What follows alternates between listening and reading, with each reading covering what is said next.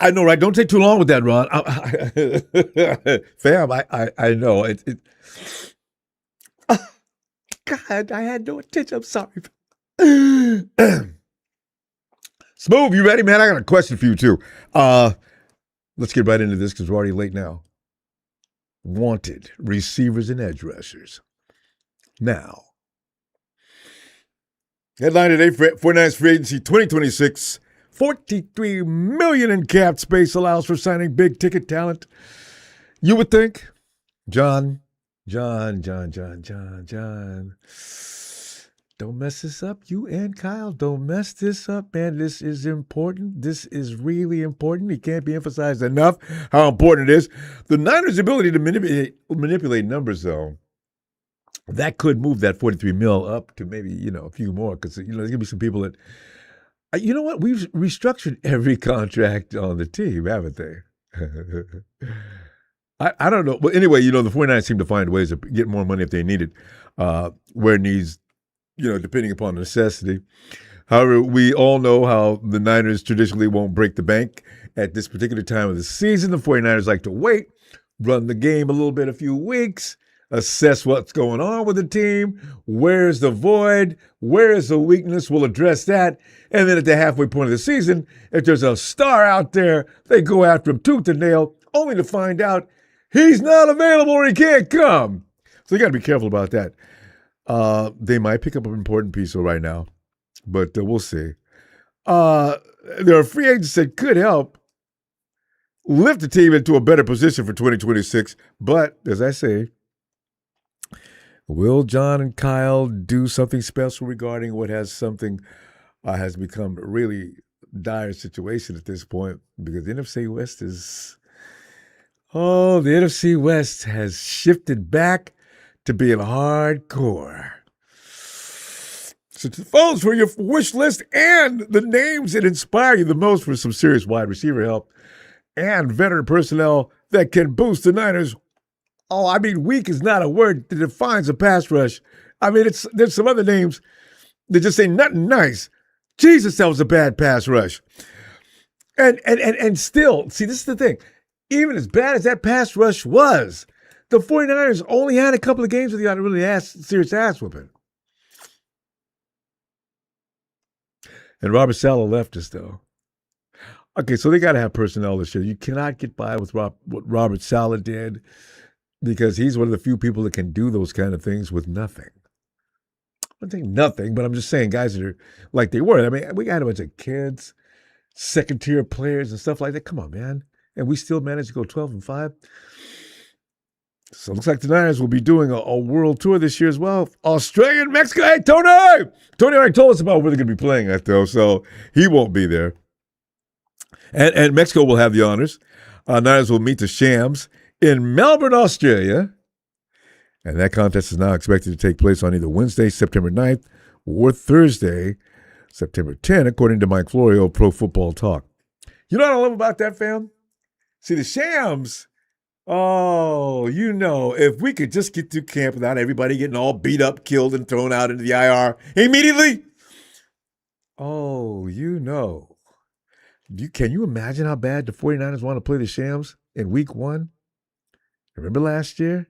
Yeah, they went out there and they beat up all our second and third string players and our rookies. Rams, boy, y'all, ooh, shit. Don't let us come in there healthy, man. They could put. I see the that is going to be a furiously inspired game. Oh my God, that's going to be. Well, I'm glad to make it on week 1 though, because you go week 4, week 5, 49's got this guy out, this guy out, and Sam's like, ain't nobody hurt, which I have no idea how that happens. I know the substation, but still. Initial reports suggested the game would be played on a Sunday afternoon, U.S. time, during week 1 of the 2026 season. But that would have created a difficult turnaround for both teams, given the travel time and stress to and from Oz. And that quick shift into week 2 preparations too much, so they did the right thing. Don't Yeah, because you know what? I don't want the 49ers running around, sleep, trying to play and you can't even practice at that rate. There's not enough time. Also, Niners are reportedly set to host a regular season game in Mexico City, December. You know, the nice thing about Mexico, man, the time zone ain't that big difference. What? There's no time zone difference between Mexico and California, so it doesn't really matter. Mexico could actually have a team, and put them on the schedule. It's not hurting anybody to fly over there unless you come from the East Coast or something. But that's for our convenience. That would be easy. It all comes down. Niners would become the first NFL team to play multiple international games in non-consecutive weeks during the same season. Now, I don't know if that's a good thing, but it doesn't make us special. As you know, the Niners are special. Don't say nothing, Rams. And who else? Is Texas Boy in here yet? Shut up. Anyway, and it is predicted that following BA's release from the Niners, he may sign with the Chargers to help Justin Herbert reach that next level. BA's already talking about, I'm going to the Commanders. But BA, Peters is in charge over there. He knows you got a problem. I wonder. I mean, if the Niners are serious, though, about moving on from BA, they'll need to also get serious about the void of talent saying goodbye to BA will leave. Now, BA makes me as mad as he does you, but he can play. Oh, he can play. And it was not cool not having him last year. BA might have been a game difference between 13, seriously. Hopefully plan on a top free agent signing of their own or high draft pick or both, depending upon who is available when San Francisco is on the clock, which I'd rather see. Meanwhile, the Niners also set to host the Chargers at home next year. BA would have his revenge game. Don't let him have it. You know what? See, now we've gone through enough years now. We've had some stars, and we've had a couple of disgruntles. And now here, because it's been peaches and cream up until the last couple of years, as far as people going to other teams all pissed off, And BA, that was his fault anyway, so I don't know what he's pissed off about. And smooth. Keon White's bullet wound had nothing to do with the Mission Neighborhood gangsters. That wasn't them. A little baby come crashing White's party, of which White wasn't having it. It's funny how the details come out a minute later. They didn't tell us all this at first. But I don't understand. What's Keon got against little baby?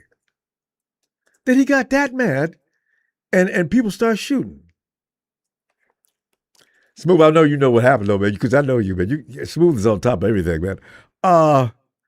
Okay, fam, real quick, let me go through. The Niners exceeded expectations this past season, as we all know and thanked them for, despite the endless issues that went on and on. The 49ers still, that never say die attitude. It was out there all season long. I was so proud of them. I mean, the resilience. The 49ers have, you know what that did, though? That fueled optimism. See, now the 49ers, next year the Niners be like the memory of the 300 coming up in 2026. Dudes are already yelling, remember 2025. You can tell, man. Oh, yes. And Seattle and the Shams, they beat the 49ers mercilessly. Just beat hell out of them. You know who's circling them dates on the calendar? Yeah, y'all boys. It's like, your big brother, your big brother, little brother, some dudes out there beat him up. You wasn't home at the time. He was out of town or whatever.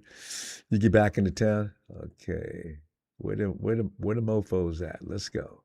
See, that's that's the plan. Oh, But no matter how far the Niners can go is a real question here. Even with Fred and Nick both expected back from injury, concerns they'll still hang out. They're still going to know because, Fred and Nick, see, people don't understand. They represent more than just their great playing ability.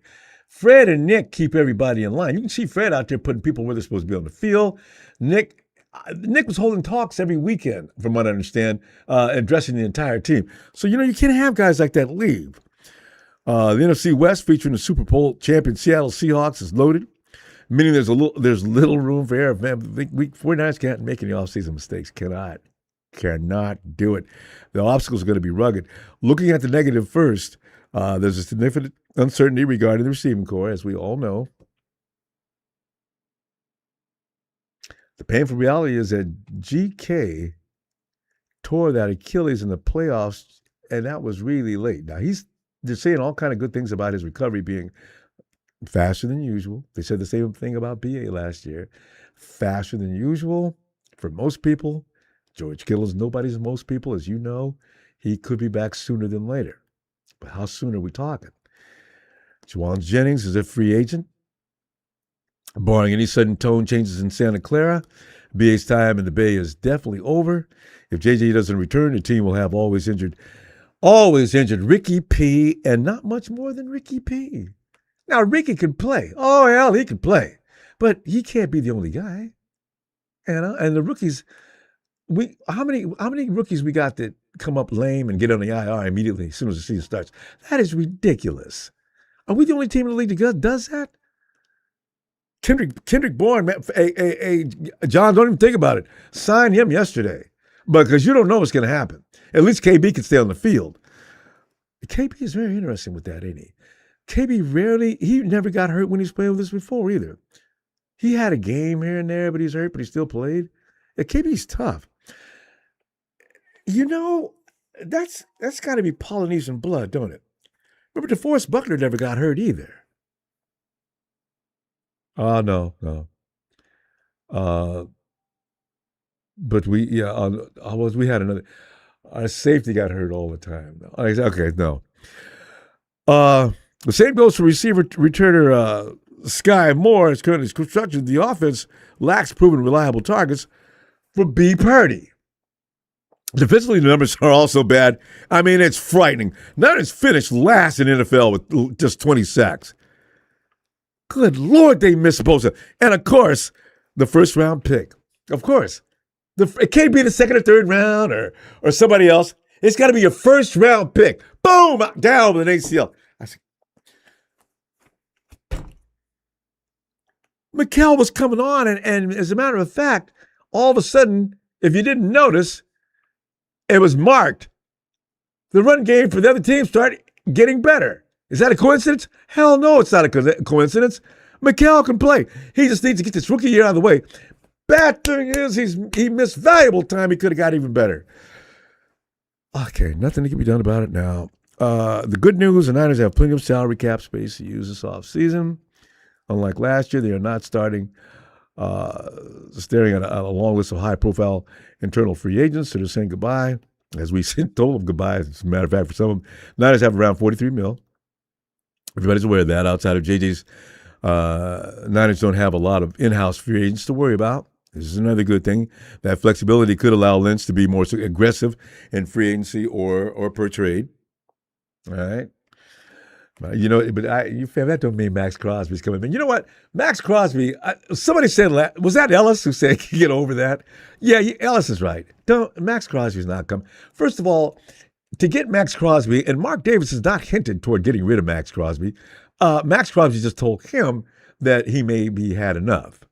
So, you call Mark Davis, man, Mark, he ain't dealing with the 49ers. And if he does, he'd ask for some amount of package or some to the magnitude that would just be infuriating. Yeah. Okay, you guys want to talk? I want your next 4 first-round picks. The rest of the fuck. You want Max? That's what's going to take. And also, wait a minute, I'm not done yet. Wait a minute. While you're at click, hang up on that mother. Hang up the phone. He's not going to do it. And you know what he'll do? Mark will turn right around and deal to the Shams or somebody else in our division. He's going to want to go to a potential winner. So it's going to be the Shams or Hawks. We might be a dark horse in the matter. There's several teams around the league, but knowing Mark being the jerk he is, he's not going to want a 20-something on the draft order pick. Mark, you need to be slapped. Anyway, the Niners need improved health and smart offseason, first of all. So forget about Max. The NFC West just produced 3 teams that won at least 12 games and the Super Bowl champion. So, Let's go, John. No margins for error in 2026 in the free agency or the draft. That's a lot of pressure, isn't it? But you know what? He's surrounded by some guys that know what they're doing. You know, I know what you say, Ronbo. Stop tripping. I mean, you know, it's 10 years. You know what you're doing by now, John. I got all the faith in the world in you. Let me quick run down. Christian Kirk, wide receivers. The top 10 wide receivers available right now at this hour of the offseason. Christian Kirk, the Texans, Keenan Allen, Debo, Romeo Doubs, Rashid Shaheed, Mike Evans, George Pickens. I mean, Christian Kirk, though. You know, Christian Kirk was drafted in the second round, 47th overall of the 2018 NFL draft by the Arizona Cardinals, right? Word got around somehow. And Kyle and John, or maybe just Kyle, they were just obsessed with Dante Pettis, the NC2A leader of all time in returns. I think it was a punt or kick. I think it was one or the other. Anyway, Dante was drafted in 2018 along with Christian. The San Francisco 49ers selected him as a 44th overall pick in the second round of the 2018 NFL draft out of Washington. See, and we found out about Dante.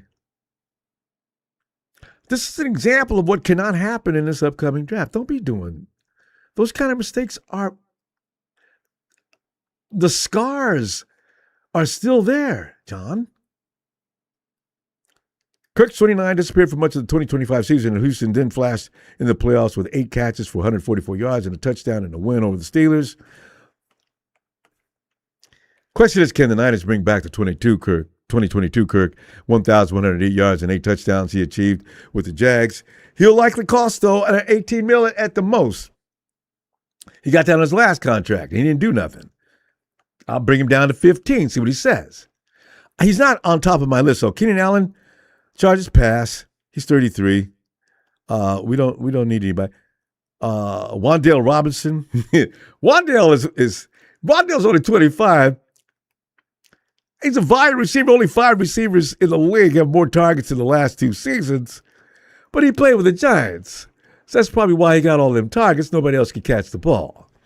In the last 2 seasons, 280.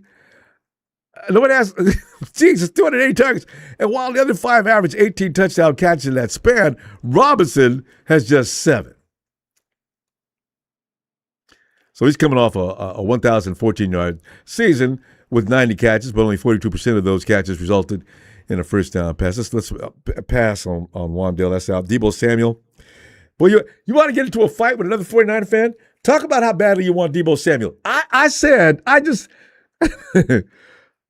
just said to some people, I said, no, man, Deebo, man, we can get an understanding with him and give him somewhere between 12 to 13 to $14 million. That's enough. Boy, I'm warning you, don't do it. I ain't going to do it again. I had to end up apologizing. I said, I'm just saying, if he's got any game left, we just tell Deebo, we're not building a whole offense around your ass anymore. And you got to come in and smile when you come in and play a part, Deebo. You can't be the man no more. As long as you understand that, come on down, man. Because when you are hot, you be seriously hot. No.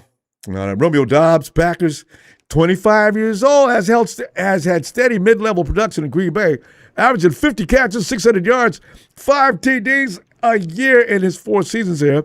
He stepped up in the playoffs lost with 8 catches for 124 yards and a score, finding value in a number 2 he would be. He's likely to come on $12 to $15 million again. Consider, okay? Just considering. I ain't saying let's go get Romeo. Juwan Jennings, okay, it's an emotional thing with me. It's nostalgic. I love me some JJ. For all the things he's done with us, I think he's got more left in the tank. I do want him. JJ, he's 28. If he's asking for more than $20 million a year, though, I'll understand. If somebody opens the door, click. We're not getting him. Why? He's too expensive. Okay. Yeah, that's all you can do. That's all. Because if JJ's asking for more, north of $20 million, that could price him out of San Francisco's budget anyway. Rashid Shaheed. That's one of my choices. He's 27. Was another example of a miss. I like Sky Moore, but this was the guy to pick up at the trade deadline, John. The Hawks went and picked him up from the Saints. Punt returner and kickoff return for a touchdown. The boy's speed is blinding. And I mean, the dude, he's the only player with a punt return and a kickoff return for a TD, adding another kickoff touchdown in the playoffs. In the playoffs, this boy's his heart pumps ice water. His receiving skills: 59 catches for 687 yards and 2 touchdowns.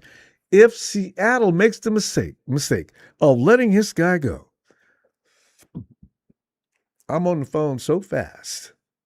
I mean, because it's going to be like, how you book a seat on certain airlines, you see it online, what's available, good prices, Northwest should be like that.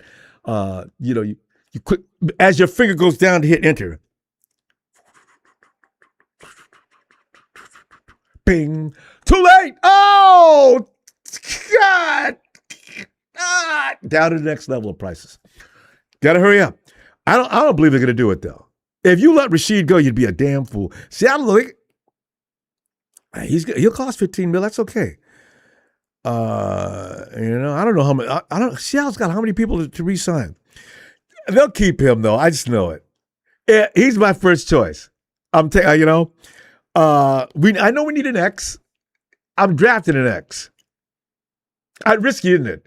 I know. I mean, because I don't see anybody else out there. Mike Evans. I wish 32 has a Hall of Fame resume already. He ain't coming. And if I got to pass. Evans gets hurt now upon suggestion. Mike Evans has been out for the last 3 years. And every time you watch Tampa Bay, where's Evans? This has been going on for years. He's out. So he's done. Alec Pierce. That's my number 2. That's my number 1 choice. Rashid is number 2, actually. 6'3", 211. The Colts. He's 25. He is, you can argue, he's NFL's best deep threat receiver. He is the number 1 guy. Lead the league in yards per catch in each of the last 2 seasons. He topped 1,000 receiving yards in 2025 and 4 touchdowns in the last 3 years. Enough said. Fam, he's going to cost a fortune, though. He is going to cost some money. But, God, Jesus Christ. He is the difference between winning and losing games. If I got him to open up that offense and you don't stay honest with him, you crowd the middle of the field if you want to, he'll kill you. He will kill you. Puka Nacua be damned. This dude is the real deal. And if you get him with the right, Shanahan could work miracles with this dude. The Colts have a number of free agents and may not be able to keep him. Pierce is likely to command $20 million a year as an underrated player. Really? That's it? Yeah, the 49ers are way ahead of me on this. I'm all over this. Alec Pierce, come on down. I'll take that. George Pickens Cowboys, please. George is 24, but George wants your firstborn. I know it. George, you and Jerry get along, will you? Go ahead. Stay, man. I'd take George. I would, but the things surrounding him, delete. It's like edge rushers. Fam, my dream, I want an absolute beast. I want a guy that goes out and kills his own meat and doesn't even take a weapon with him. He doesn't even bring it home. He eats it right out there in the wild. I want an edge rusher so bad that he's like Lawrence Taylor, but he's as impolite as Richie Incognito. I want to see, I'm on the field with Nick, and as the play's over, Nick, whoa, it's me, man, it's me, back up. I want offensive linemen on the opposite team yelling back at the quarterback as soon as they see this coming at him. Hey, you're on your own, buddy. That's on his room at his house. They hang a sign, beware of dog. Where is that kind of guy? I bet they're out there. Maybe he's in prison. Maybe we can get him out of work furlough. See, because the thing is, I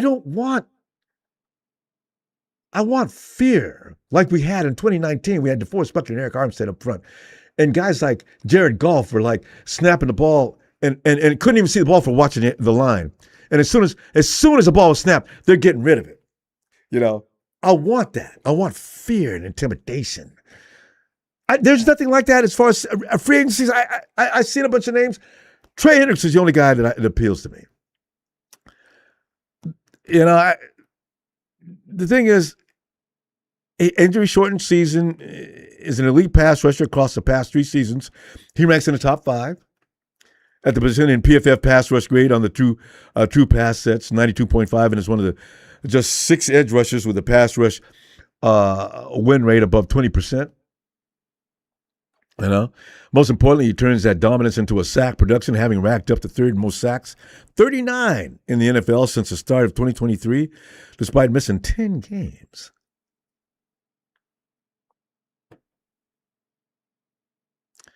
Anything else out there is a waste of money. Go ahead and draft it. But if you can't get Trey, you're not getting Max. There's some other guys that are serviceable.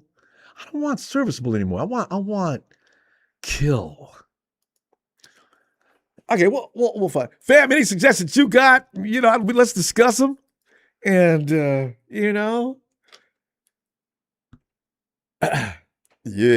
Hey, yo, Smooth, come on in here, man. Sucker Free City 405, Dub City Ballers. What's up, Playboy? Checking in, did he? Smooth, man, I know you know. What's going on? Which one to ask me? Keon White and Lil Baby. We thought that was gangster. I got you. I got the update. See, when everything first come out, yeah, it's this story, it's that story. So Bloods are involved, but let me get the first things first. Okay. Baby and Keon White had a party at the same club on Mission Street. And Baby was upstairs with the strippers at his private party. Keon White was downstairs with some of the New England Patriot players that he played with. So while Baby was upstairs, one of the Baby entourage guys came downstairs. 2 of them came downstairs, tried to get into the party downstairs. Keon White met them at the door. They got into a confrontation. One of the party members from Keon White party went upstairs to get management. By the time management came down, they heard 4 gunshots. So thing about it, the gunshot came, it was a 9mm to 45 caliber. Okay, that's the shell casing the San Francisco PD had got. Okay, so the San Francisco gangs, the mystery, they had nothing to do with that.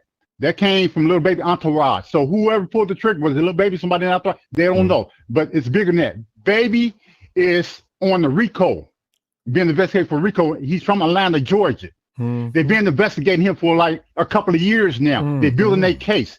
This is not making it no better for him. So the police went to San Francisco General Hospital, interviewed Keon White, and they asked him who did it. He didn't say nothing. He said no comment, no comment, no comment. He kept it shut because he had blood ties. Okay? Keon White had blood ties. Okay? So that's the new thing about it. That's why he's saying shut my mouth. The Bloods are going to take care of the situation. Oh no. Because when you're part of the gang, it's no snitch. It's no snitch code. So Keon White stand quiet about it. Okay? You don't know who the players, we see football players, but you don't know what they got going on off the field. We just see them entertainment on the field. Their personal life, we don't know nothing about that. So that's where that stands right now. Now let me get back to football right quick. All right. Before my time run out. Thanks for that. Now, you cleared that up. Okay, huh? You cleared that up. Yeah. Now the 49ers, everybody's saying Jefferson for the Vikings. Check this out. Jefferson came on and said he want to play with Donald in Seattle. Okay? Or if not, he want to play with Cincinnati. Now, if he go to Seattle, we have to block that. If they really want him, they have to go all in and go get him. But I wouldn't spend that much money. We know he got 108 million contract. Detroit versus everybody. This a football. Fuck you, Detroit. Show. Get the fuck out of here. Now the thing about it, Jefferson. Now we have 43 million in cap space because now JJ, his contract is done with. He's over with. He's not on paper. No contract was 49 they canceled it, didn't they? That free up Yeah, it's over with. So that's so that's 14 million that we got right now. We got 14 million. So that's coming to 43 million. Now, if I was a GM, those San Francisco 49ers, and we talking about get fast on wide receiver, check this out. Listen to me very closely. I would go after Jordan Anderson with the Vikings, bring him in on his rookie contract, 13 million. Check this out. I'm not done. And get another wide receiver. I will give Kansas City Chiefs a number 2 pick and bring in Xavier Worthy to the 49ers also. Ooh, speed. Yes. And then after that, check this out. He's on the rookie contract. We ain't breaking the bank. That's peanuts. Then I'll go back and help Kittle and get Joku from the Cleveland Browns. My choice. He's out there. Yes. Check this out. My second pick, if they don't get him, go after Kyle Pitts. Okay? Yeah. How much is Pitts? Now, I'm telling you, that's what I'm saying, bruh. Then you talking about edge. Trey Henderson, he's out there. You know what I'm saying? If not him, the other edge that's out there is let's see, Khalil Mack, but he's older now. He's 34. That won't even break the bank. Another edge rusher that's out there, Hassan Riddick.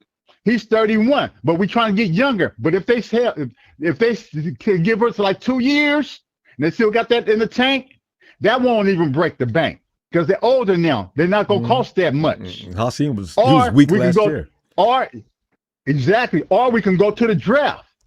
You know what I'm saying? Yes. Or Linda Floyd's back out there, but we already been through that already with that. Who else is out there? Edge is out there. Gross Maltos. He's a free agent now. He's off the books with the 49ers. Do you want to bring him back? He's good when he's healthy. He's only 27 years old. Yeah. But do you want to repeat that cycle again or not? Then Debo is a no-no. He's slow. He's not durable like he used to be. He's falling off. We have to get younger and faster. We're too damn slow. We need speed. Seattle, we have to match them. Now, if we bring in the receivers that I said, Madison, and give Kansas City number 2 for Xavier Worthy, which we had them to pick him, but we let Kansas City leapfrog us. We can bring him back because now KC, they ain't worried about wide receiver. Plus, the draft is deep with wide receivers. But we want somebody already established in the NFL, get those 2 young bucks and bring them in. Then everything else is gravy. The draft is gravy after that, bro. Sounds good. As long as you don't make any mistakes. Guard. Hey, bro, I'm saying that's if I was GM. Don't forget, if I was the GM, that's what I would do. I love it. Good stuff, fam. I know you got more to go. Listen, I'm going to tell you what. I'll be back and it's Sunday. Let's continue with more of this. All right. And thank you. You know this 415 successful. All right, operator. I'm out. Peace. Next caller up. Bang bang. Not in the game. There he goes. The coolest man in the city. Smooth. Matty S. Ronbo. Well, Matty, you know, it is that point where every decision made with the 49ers has to hit the mark, you know, because we have every year. True story. You know, every year we look at what whoever everybody else got, and we always say things. What do we always say? We could have got him. Yeah, there's a lot of coulda, shoulda, woulda, right? You know? Yeah. How you gonna Sounds like my life. Oh, Matty, come on. You can't be as bad as the 49ers. Matty, what are you No. What are you thinking? Well, I was thinking, you know, like obviously we've got a tough division, so like we've got to really pay close attention to like what other people do around us, and we've got to match that energy, bro. Damn right.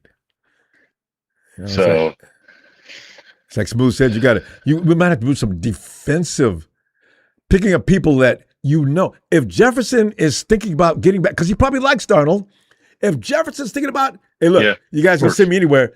I want to go back and be with Sam. No. We got to do something about that quick. Yeah. Dude, Matty seriously, S. like that. Detroit versus everybody. Yeah, thanks, Don. It's been a while, buddy. He just doesn't understand. He doesn't get That's it all because right. the thing is, Detroit has a decent basketball team, but their football team will always have these issues, and their baseball team quit years ago. Do they have a hockey club? I mean, Detroit, Don, we don't. There's nothing going on in Detroit, and you're probably living somewhere in Minneapolis. Hey, go ahead.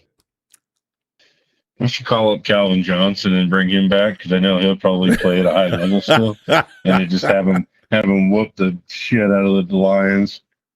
Because you know what, Calvin Johnson. That's why he left, because he couldn't handle any more Detroit football. Yeah, he still had plenty of gas in the tank, bro. I'm serious.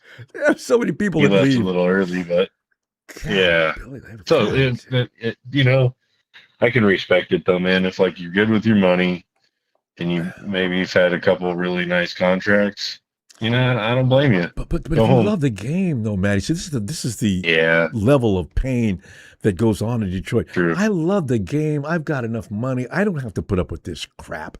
And then you just say, I quit. That's sad. You quit the game that you love. Happens regularly. Because you can't handle the organization. I bet you all these guys asked to be traded. Probably they told them no. So yeah. Well, it's nice to see it. There's not very many people that stick around on teams very much anymore. Like you'd mentioned, Mike Evans, he'll retire in Tampa Bay, which I would love to see. I think he should. Honestly, he should. They drafted him. He's been there long enough to stay there, dude. Like nobody needs you. You still play at a high level when you're healthy. So just retire there. Like Kittle, he needs to retire here. I want to see that so bad.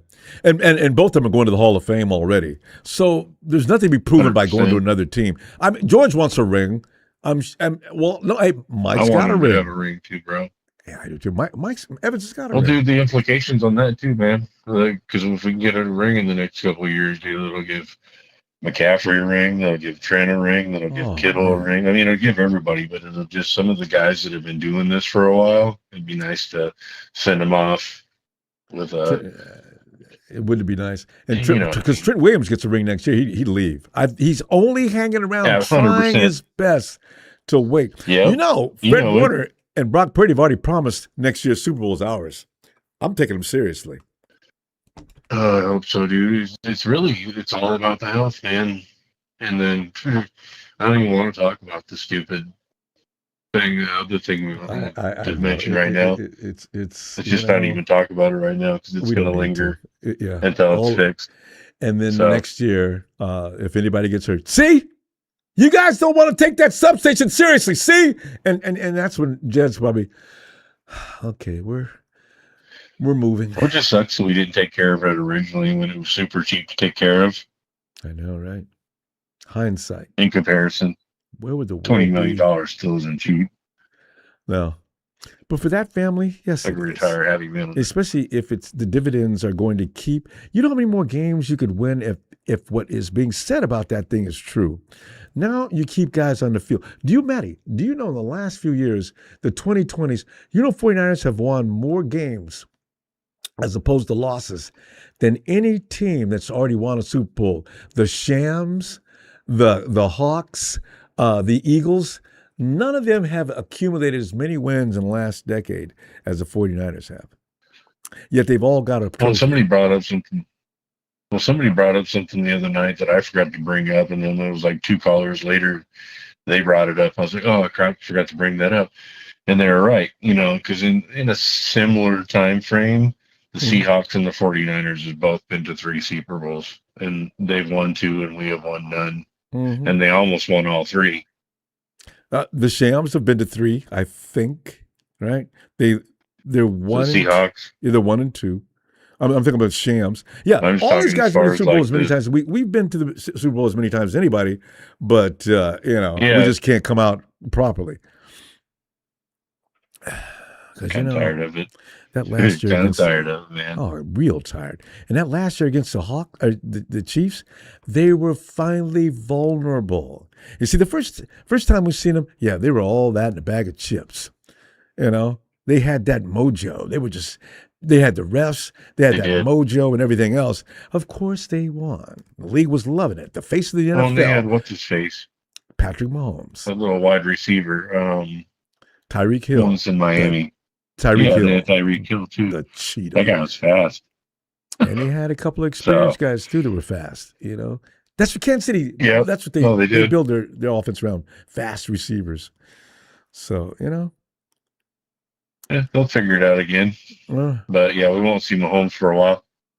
no, he's got and they got to do some building over there. They got to redo things. So Chiefs could be out of it for a couple of years. So anyway, Maddie's not going to help us any right now. Yeah. Maddie, I'm going to see you Sunday, Who man. gives a shit about that? All right. Yeah, can't wait, man. Yeah, who knows what'll happen between here and there. I know, right? Things are moving fast. All right. All right, buddy. Well, shout out to all my Niner fam out there, man. Brian, William, Tony, Smooth. You know who you are.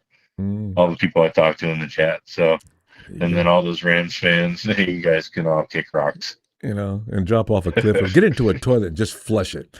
All right, Maddie. I will see you Sunday. All right, buddy. All right, Phil. Hey, yo, Michael. Hey, Ronbo, what a big surprise. Nikita even found out about it. I didn't notice until she showed me. The 49ers versus the Rams, week 1. I said, wow, what a celebration that. We lost to the Seahawks. Now we got to face the Rams right in the beginning. Imagine that first game. Good. I don't want a bunch of broken up 49ers. We'll be healthy. No, we'll be healthy. Yes. No, we're healthy. Without Kittle, we'll still probably be okay. Because all our guys, Fred Warner will be back. All the guys will be back. Oh, yeah. Moses should be back, I think. Oh, yeah. No doubt. They'll be adjusted, too. Rams are going to be cooked. Yeah. I can't wait. That's why I'm also thinking, I wonder if the Patriots are going to play Seahawks week 1 rematch. You know how the Super Bowl teams they always play, Because they're playing the Seahawks this year, the Patriots. Yeah, I know. I don't know what the order's going to be. So I wonder if that'll be a primetime game. I wonder if that'll be a Sunday night game. If it's or on. Thursday. Yeah. If they're playing each other, this is definitely going to be prime time. Oh, hell yeah. I would love to see Seattle go 0-1 week 1. Rams go 0-1 week 1. Cardinals will go 0-1. We'll go 1-0. Woo-hoo! We can assume things about the Cardinals. Watson, hey, Michael, look out! Depending on the quarterback, that Brissett's not a bad quarterback. Yeah, that's what I was trying to think of that last time. Brissett. Listen, you know what? Look for the Cardinals. There's always a surprise team. Watch it be them. And watch their running back. He's going to be back. That running back's coming back. Oh, that running back that beats him. He's going to be back. Oh, God, I forgot about him. Yeah, remember? No, of course I do. It's like a nightmare. How about their tight end? And their tight end, McBride. McBride? Yep. They got a couple of good weapons. Oh, yes, they do. Yeah, no, they were hurt. Injuries kill people, teams every year. They were definitely hurt. Yep.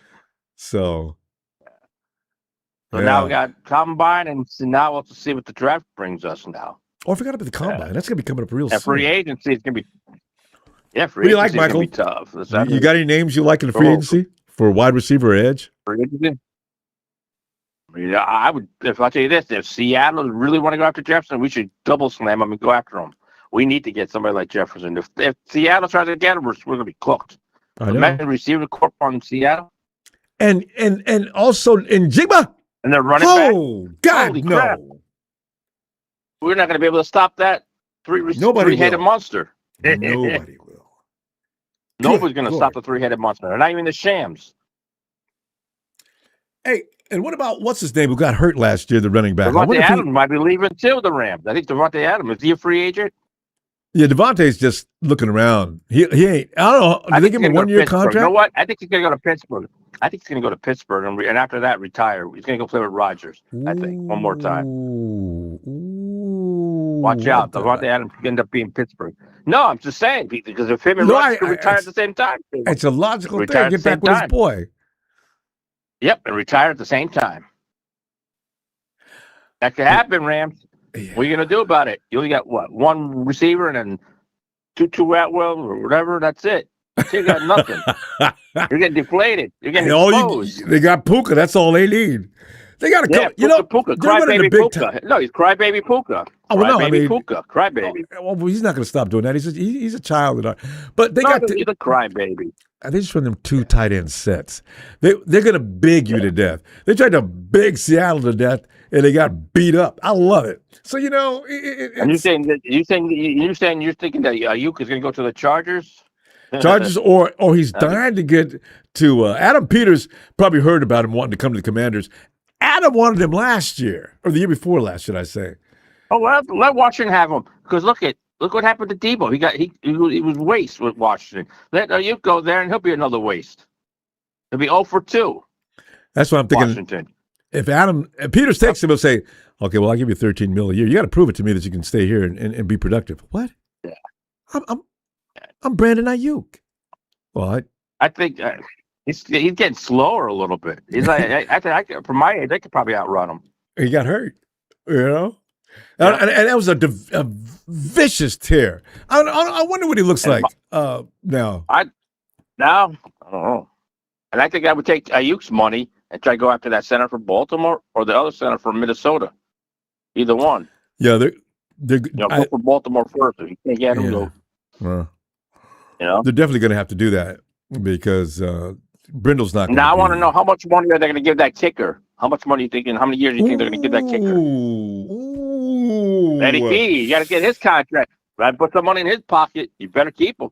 He's every bit as important as anybody else on the team. Actually, I don't want him. I agree. He'll be back. I think Eddie P should get the money. He's a money man. Well, everybody. I'm gonna tell you something. Without Eddie P, if we just imagine if we had Moody without Eddie P, how many games we would have won and how many games we would have lost, and how we probably wouldn't make the playoffs. We'd be looking in like, don't remind me of Moody. Oh, yuck. Moody, cool. Yeah, Moody with no booty. So that's why Eddie is like gold. Every pound. And then AJ Brown, the Eagles run receiver. Larry Kruger was saying, "Oh, the 49ers should go after AJ Brown." I said, "Larry, what you been sniffing over there? I don't want AJ Brown. That's another diva." Are you serious?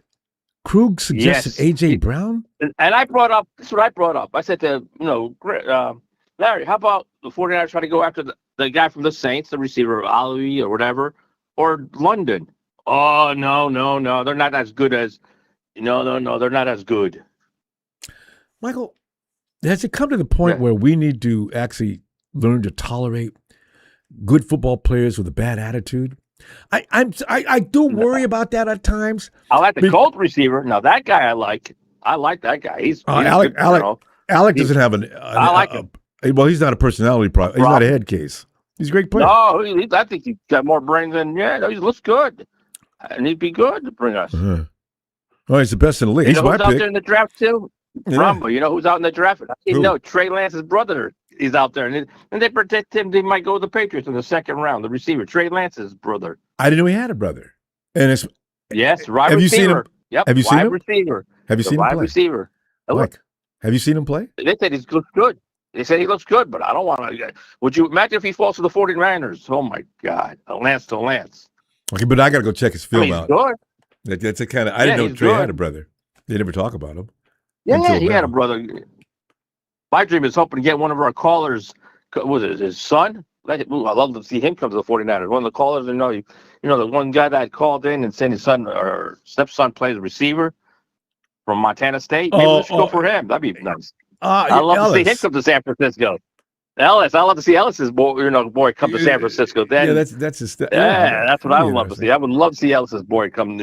I hope. I told you, I'd love to see Ellis's boy come. I checked him out on a film. He's I seen it. I know. I showed my friend. I said, "He looks good." He said, "Yeah, Ellis's son looks good in college." Well, he's gonna be. I just hope he doesn't fall to the Rams. I cry if he falls to the Rams. Ellis, whatever you do, make sure he comes to San Francisco. Listen, do whatever in your own powers. The Shams went to the MCCG. That's bad luck. The Shams are going to suffer this year. If they think they're going to have 3 years in a row where they're going to be kicking ass and going to the Super Bowl, they got another thing coming. Once Stafford's, I think Stafford's going to be done in a couple more years. Another year or two, Stafford's done. And he's got 2 years of no injury. Stafford's Jimmy G's going to retire too. Jimmy G's going to leave too. He's going to go to Hollywood. He's already there. They're not going to third string quarterback, Mr. Matthew, the little magician Bennett. Stetson. Stetson Bennett Jr. Stetson, yeah. Third. Yeah, it might be the next starter. Esquire. Mm-hmm. Tony Wright, I don't know about your quarterback either. Tony Wright, I don't know about your quarterbacks. Yeah, I don't know what you're going to do, Tony Wright. Oh, man, they got... He panics, and then you lose your quarterback, and if he goes to Minnesota or whoever, who are you going to bring in? They haven't traded for him yet, though. Yeah. That's going to be interesting. This team's going to be a playoff team next year. I think this team will be a playoff team. Atlanta will be in the playoffs next year. Yeah, they've got too much talent. They changed too much management. talent. So they do. They got too much talent. I don't know what. Yeah, it's the coach's problem. But we brought them over here, and defensive coach, we'll see. All right, Michael. Time will tell. Good stuff as usual, Michael. I'm going to see you Sunday. All right. Sunday night. And apparently you're feeling okay. Valentine's with all the ladies out there. Happy Valentine's. And the kid had daddy said happy Valentine's. Mommy too. Yeah? That's right. The ladies tomorrow. And Ronbo, you got to take your wife out to dinner for Valentine's Day tomorrow, right? Yes. Yeah. All right, Michael. Sharon, everybody, happy Valentine's Day. Yes, indeed. Way to remember, too. Yeah. Night, Michael. And, oh, my goodness. It's time for some donuts and coffee. No. Donuts and Tanisha. Donut. Tea. What's going on? What's going on? And what's going on? And how y'all doing? Happy Valentine's Day and all that. Man, we miss y'all. We miss you too. Where's Donut and Tanisha? It's time not to make no mistakes. It's time as we go into the next season to prepare intelligently. Don't do stupid things that in week 3 we say, you know what? We could have had him, but no. We picked this sorry so-and-so. He's supposed to have all these credentials. And look at him. He can't even play. So this is what we've had this happen on a few occasions. Let's not have that this year. The draft, everybody's be sweating bullets draft night. I can already see us now. The 49ers with the 27th pick. Hey, I don't even know what pick we got. Select. And the name comes out. Why? I don't want to have to go through that. So, because for the first time in a long time, I think John Lynch and the crew is going to get it right. You know what I'm saying? I think they're going to hear a name that we all going to want. And I think they're going to understand, what we need all around. Yes. This is going to be, they had a situation on my favorite morning show, Good Morning Football, you understand me? And with Kyle Brandt and the crew. And, they had an ultimate question where they asked everybody around the round table, this time of the season, as a fan base, do you love football or do you hate football? Ooh, that's a good question. Right now, we love football. The way the season has ended, we loved it because we took out the Super Bowl champions. We did our thing with the squad we had. Number 2, we got so much money to spend, so much money in the cap, you understand me? And we're going to flip it around a little bit more when we do what we have to do with Brother Ayuk. And as far as the draft pick's concerned, we have enough of them to go ahead and do what we do. We had a lot of years, Ronbo and Faithful, where we had got some miss on the picks. You know what I'm saying? Either they was injury prone, or either they just didn't fit the system like they thought they were. Mm-hmm. But this year, for some reason, I think they're going to get it right. Lessons learned. That's our opinion. It's education. We're hoping and praying and keeping our faith. and don't you hope to interview people with certain kind of questions? Don't you know if I'd have talked to Ayuk before what broke down last year bracket, I would have he'd have said something to give me the clue. Stay away from this dude. Just keep walking.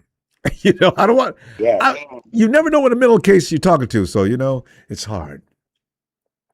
Yes, it is. But that's where the evaluation process need to get deeper as far as the questioning. Yes.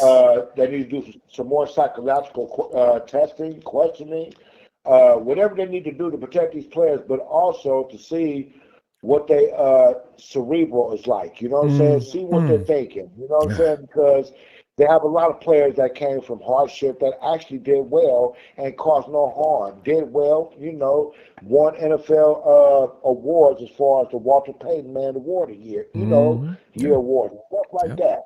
So there are those who made it, but there are a slight few, as we seen, that's coming out of the woodworks this last couple of years for some reason, is that we need to check their mental. You know what I'm saying? See where they at. You know what I mean? Because it's unfortunate for the Dallas fans what happened, you know, to the defensive end. You know what I'm saying? I mean, you know, the lineman that, you know, took us, you know, we know what happened. You know what I'm saying? We can't have no more of that happening.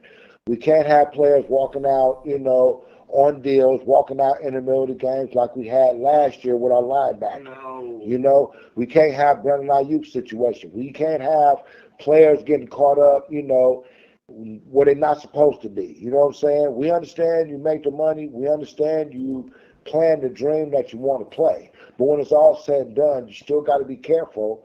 But we, as an organization, speaking of the 49ers or any team, has to be careful also because you have a lot that's going down, domestic issues, you know, it's a lot that's going on. And we're surprised as fans of all around the league.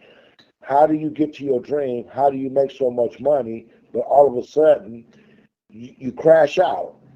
That's not healthy. No. So we need to check on that. But more importantly,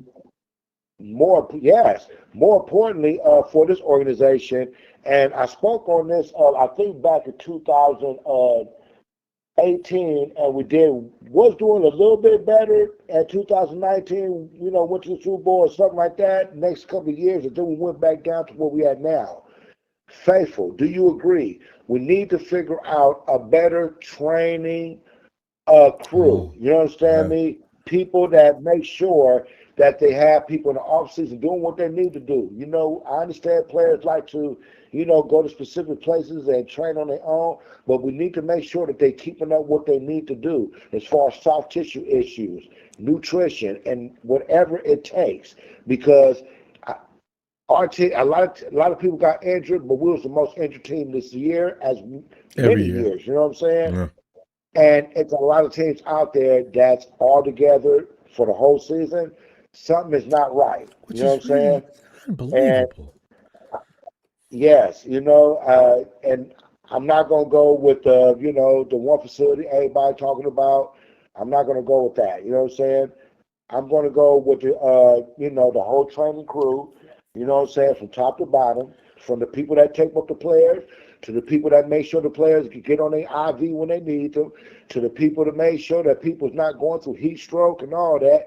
We need players that last through the preseason and has the durability to make it through the playoffs as well as the Super Bowl. And that should be the number one thing because dependability is all about availability. You know what I'm saying? That's right. And if you can have that with the team that we have and the coaching aspect, I think we don't have nothing to worry about. I think that's why Fred wanted guaranteed the Super Bowl this season because I think he's on the market to look for a better training crew also to help John Lynch and them. You know what I'm saying? Something is lurking, Ronbo. Something is lurking, and I'm excited. Brock Purdy talking the same way. And they're not playing. They're serious. You know? Usually you can tell when somebody's tongue-in-cheek saying something. But him and Brock, man, he's serious. And this comes from being last year's mess-up, you know? Disaster. So, I like the attitude. Yes. Oh, yes. Got to have it. Got to have it. Because one way or the other, we know what Seattle done. You know, congrats to Sam Darnold on his journey. You know what I'm saying? But, Faithful, you must understand they're not going to be the same team this year because they have some key free agents that's going to be on the market this season, too. They can lose some coaches. Sign some people if they want to keep them. You know what I'm saying? Yeah. So, be on the lookout for a couple of their players, too. You know what I'm saying? Yeah. You know, it's all around. It's going to be good. Let's see what the offseason brings. It starts today, tomorrow. Upcoming is the Combine. And I'm just excited with the draft picks we have, the money we have to spend in the cap, the adjustments we can make with the other issues we have, such as Brandon Ayuk. It's just going to be, I think this season is going to be magical, as they say. We ain't got to go to Walt Disney, damn it. I'm going to say it. It's going to be magical. Singing like Jiminy Cricket. When you wish upon a star. We've been wishing upon a star for how long? It's got to be That's soon. right. You know, God. Hey, we've been wishing upon a star, Ronbo, but we got there 3 times. We didn't complete the mission. Oh, I But hey, know. And you know, every hey, 3 times with 2 quarterbacks, we gonna be there again, Ronbo, and hey, it's gonna be that much sweeter. It's gonna be that much sweeter. all No right. doubt. Hey, yeah, well, yeah, I'm certainly glad to hear from y'all again. All right, we gotta go. I'm gonna see you Sunday if you got time. Happy Valentine's Day to you too. Boy, y'all, look at you. Yeah. You. Love it. Yes. All Oh, right. faithful. We love y'all. Love y'all. Keep y'all faith strong. Keep y'all head on. Make sure y'all cook good. Make sure y'all, treat yourself and celebrate any way you can. You know what I'm saying? Hey, make sure tomorrow, hey, everybody just push away hate. Yes. It's all about love tomorrow. If you ain't That's got right. a love on by your side, love yourself and just Yeah, enjoy the day for yourself. I love Make it. it great. It's so true. All right. Tell that, Tanisha. We'll Love see. Hey, y'all. hopefully we'll see Yeah. you guys Sunday if you got time. All right. Oh, We're gonna try. Remember, yes. we're going to be on it like a thumb tap. We're going All to be right. there. We got you. All We right. ain't got, hey, it's like Friday. We ain't going to have nothing to do. Right there. Tell that, Tanisha. Night, y'all. Good night, y'all. That's sweet. Oh, and what? Oh my God! It's another appearance by Papa Dragon. Pop, get in here. Pop. What's up, Ronbo? Pop, you are the perfect guy for so many things, and this show would exactly as you. All right, because one of the biggest critics of Shanahan and Lynch's handling of this team on various issues. And now we ask the question, we need an edge. I mean, we need edge rusher like a hog needs slop. And we also need a wide Absolutely. receiver. And we need a wide Absolutely. receiver or two Yep. really bad. So the word is, the Do 49ers we? are going for a couple of edge rushers and a wide receiver. Mm-hmm. Pop, you know what I say about the wide receivers? It's a good question you asked in that fashion because we don't know about the ones we have because the kids we've drafted in the last 2 or 3 years stay on the IR. And Ricky Pearsall, who was given the green light to go and play, he can't stay Right. off the IR, and he's been given the opportunity to play. But Collins, he's got the hamstrings from hell. I don't know what's going on with Watkins. And who else have we got that we don't even remember anymore because we haven't seen them in so long time? Don't draft any more of these, Kyle. Good Lord, get somebody who can play Well, and not get shot.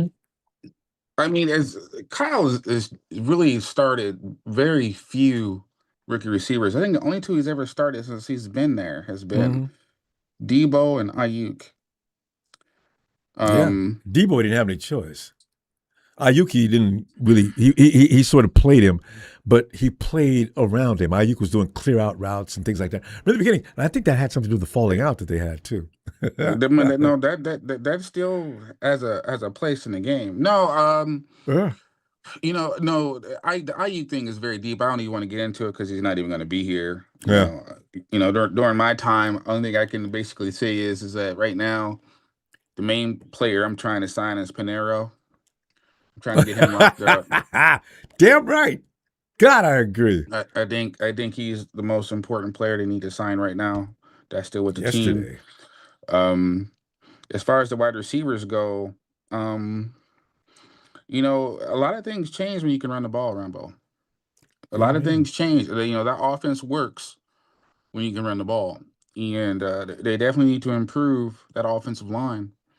No one's mentioned it. We keep talking about all these sexy picks, but as far as I know, you can have 5 receivers on the field at the same time.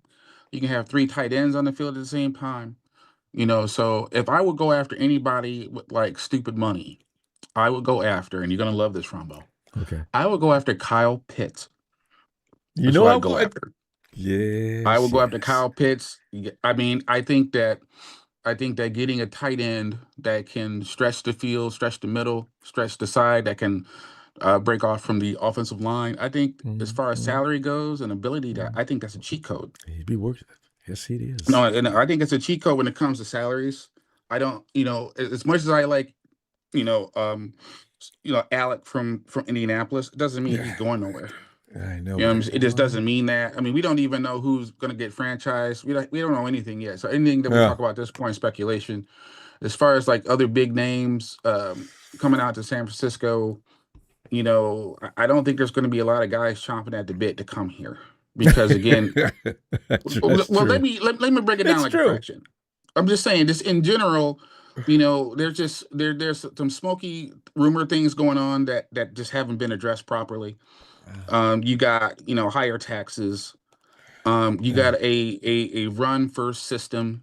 When you're a major receiver, you want to get your balls. You want to get your catches up. So ideally, from my particular standpoint, I just think they need to just go with, Juwan Jennings type of receivers. Now, when I say that, I'm not saying they re-sign Juwan's. I just don't think he's worth the money he's asking for. I just don't. I think he's long in the tooth. I love him. I don't want to lose him. I like to keep everybody, but the reality is that you can't, because when you can't build your team, and they have not built their team up. They have not built up their depth. And that's a big problem. Even if the 49ers go on the field healthy, you're talking major trench groups that have one star player. You got one player on the offensive line. You got one player on the defensive line. If they go out, all of a sudden you can't play ball. And you can't run a team like the Harlem Globetrotters. You just can't. You got to draft well. You have to get young players to play. And what I saw at the Super Bowl was 2 young teams, 2 fast teams, 2 strong teams. And the only difference was there's a weakness in the Patriots' left side of the offensive line. And I don't care who you are as offensive coordinator, you can't fix that. They're just going to keep running at your quarterback all day. And to top it off, now McDonald's doing different blitzes that he hadn't done all year. He's blitzing secondary people to chase down the fast quarterback. So it looks like 2 or 3 coming at the same time. And I keep counting how many people are on the field. I'm saying, you did a great job. But how do you stop that? You run it. You run at them. Yeah. You can't make them get out of that 4-man line.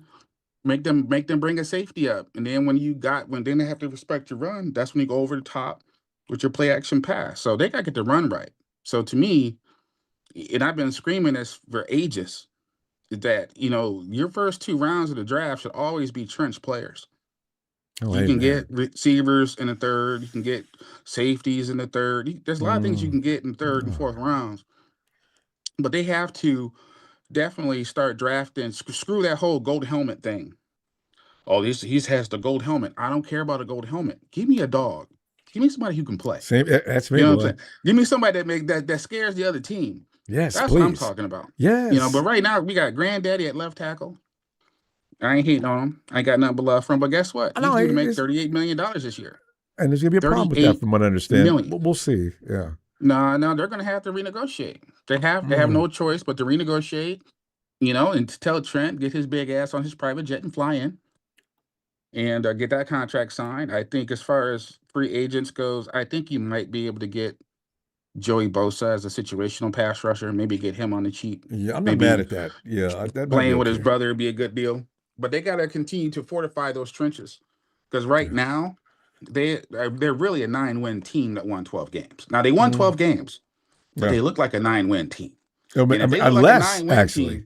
The Eagles look like an 8-win team.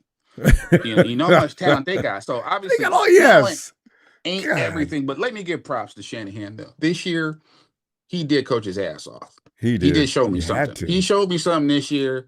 I think he showed Jed something this year, because Jed is playing a very dangerous game with the fans and with the 49ers right now. Spent all that money on soccer players and only spent $50 million on the 49ers. And guess how much the Super Bowl teams both spent? They both spent $230 million last year in free agency. Each. That's almost $500 million. Between those 2 teams, that's what they spent to get there. Are the 49ers willing to spend that money to get back there this year? That's the way. And if they weren't willing to do it last year, what on earth makes people think they're willing to do it this year? Do I like Crosby? Yes. If this was Madden, I'd have Crosby already. But this ain't Madden. Bob, we got to go. Speaking of Madden and the Raiders, I said, but Bob, we got to go, fam. Always extremely interesting stuff. Bookmark it. Let me see a Sunday, will you please? Glad you're making him absolutely. 2 visits in a row. And Robo, shout out to you. Shout out to production. Thanks, shout man. out to the caller who followed up on me last week claiming that the Yorks got Chip Kelly out of college. No, dumbass. He got fired by the Eagles. So you've been corrected. Bob, you just had to get that in. I'll see you Sunday, fam. All right. Hey, I Pop. just don't like bitches that don't know what they're talking about. Well, tell us how you really feel. All right, fam. No, I'll talk to you later. I don't like them purse. I just don't like bitches. And that's a bitch move. Pop. All right, fam. All right. One thing you need to know about Pop, he'll wait. If you make the wrong, he'll come back as soon as he can to get you. I don't know how many times we had guys make that mistake. Hey, Lorenzo! What's going on, Ronbo? Lorenzo, man, we're just sitting up here and waiting for Kyle and John to go do their thing. But first, Lorenzo, let me ask you about that team in Texas. What else can you say about that team in Texas? Fuck them Cowboys. Sorry, motherfuckers. God damn. Send them some love for Halloween. Now, fuck them motherfuckers. What's going on, Ronbo? You know, it's time to pick up some new blood and add to this team. You know what I'm saying? So we're sitting around here. We've got plenty of new blood. Already. I thought. No, but you always have to make improvements every year because every team is making improvements. If you're not getting better, you're probably getting worse, right? That's the old adage that applies to every professional team. So here we go. Now, our kids are going to be a step up. That's an advantage for us. But we still need a couple of new guys. Yeah. Maybe a couple of free agents. We'll have some guys healthy coming back. McCall will be his still second-year guy. Yeah. Still got the Cowing. We don't know about him. We don't know about for 3 years. I mean, Jordan. Yeah, So, and then we probably just got to hit on like at least 4 draft picks, and then we got 7 free right? agents with the. Yeah, if we could hit on at least 3. If we could hit on 3, would be all right. I think. Yeah, that's 3 like we did this year. Yeah. And then get some free agents. It's way too early to tell, Yeah, that's what I'm saying. You got to wait about 4 or 5 years for your rookies. So, yeah. Yeah, so. But we're in good shape because we're still competitive. You figured, when I was watching Seattle, that's a fucking dominant defense. God damn, that defense is good. Frightening. It's unlikely they'll be as good next year. You never are, Yeah, you go to the Super Bowl, you win. One. It's like you get drunk and don't stop being drunk until a year after. Because they got to come back and they got. Yeah, man, come on, man. We ain't gonna be paying at that kind of intensity. Defense we had. Yeah, was that 2011, 2012 with Alden Smith and Justin Smith. Went to the Super Bowl. And Ahmad Brooks. I mean, that was you just strangle out that other team like that. Next year. So we'll probably, you never know. You just never freaking know, Yeah. I mean, Patriots were in the playoffs, right? We're in a Super Bowl now. Yeah. Shit. Why can't the Niners? Well, Seattle beat the hell out of everybody else, I know. And we were competitive with everybody. We beat half of the playoff teams, right? Well, yeah, actually. So I mean, we beat Chicago. We fucking handled Philly and Philly. We can be proud, no doubt. Seattle pretty much kicked everybody's ass, except they got the Rams, but the Rams got that good offensive line too, And so if we also, could just get I talk about Stafford, but he's good. Yeah, he's good. I mean, we got a good division, But like I told Rudy, Stafford's not going the best, right? Yeah. But Stafford's not going to be first round. You can't be going out there Hall of Famer bragging about beating fucking chomps and shit, Nobody cares. It's like this guy. He's always bragging about beating up people. I'm like, those kind of dudes outweigh everybody by at least 80 pounds. What the fuck, You weigh 240, and then you're bragging about whooping somebody that's 160 pounds. Shit. Hey, he's got a complex. There's a lot of dudes running around like that. I beat his ass. Mess with me. Yeah. Look at the dude. Looks like he's half your size. Yeah, I remember there's two guys that ran into me one time, giving me shit, because I was, they had both big advantages. I'll tell you two what, why don't you two fight and I'll get the winner? How about that? Good move. They didn't say shit. That's what I thought. You fucking, and when by the time they get through, you left. Yeah, I'm not stupid. Fuck. But I'm always positive. I don't care. If I got all the Niners, regardless. Yeah. And that all that shit is none of my. If I had my 2 cents, then I'd probably, feel a little more responsible. But I don't. I'm just a fan. Whatever they do, without I'm the happy. fans. I've been happy. I wouldn't be no other team's fan. That's for damn sure. I've been happy throughout my. Yeah, it'd be fandom, weird to even think about trying to switch. You can't do it. It's funny. Yeah. Once you get connected, it's like a marriage. You can't really. You could go cheat, but you can't really because you'll be back. Yeah, I've been a Niners fan since 6th grade. That's way right. back. It'd just be weird to be anything else. Yeah, I was. Our little Yaffle team was called the 49ers. The Bloomfield 49ers. So I just always kind of stuck with that. It's fun. It's an emotional team. A lot of great things happen. The history's great. You can't. Niners. You fall in love with the Niners. You're done. Yeah. So many exciting moments. It could be like that other fucking team, bitching about Jerry Jones for fucking 20 years, or about the guy. Yeah, well, if you hate him so much, stop the insanity, change teams, fuck. Well, they Just feel like they have a right to complain. But sitting in the stands crying like they were that night, I'll never forget it. Yeah, I love that.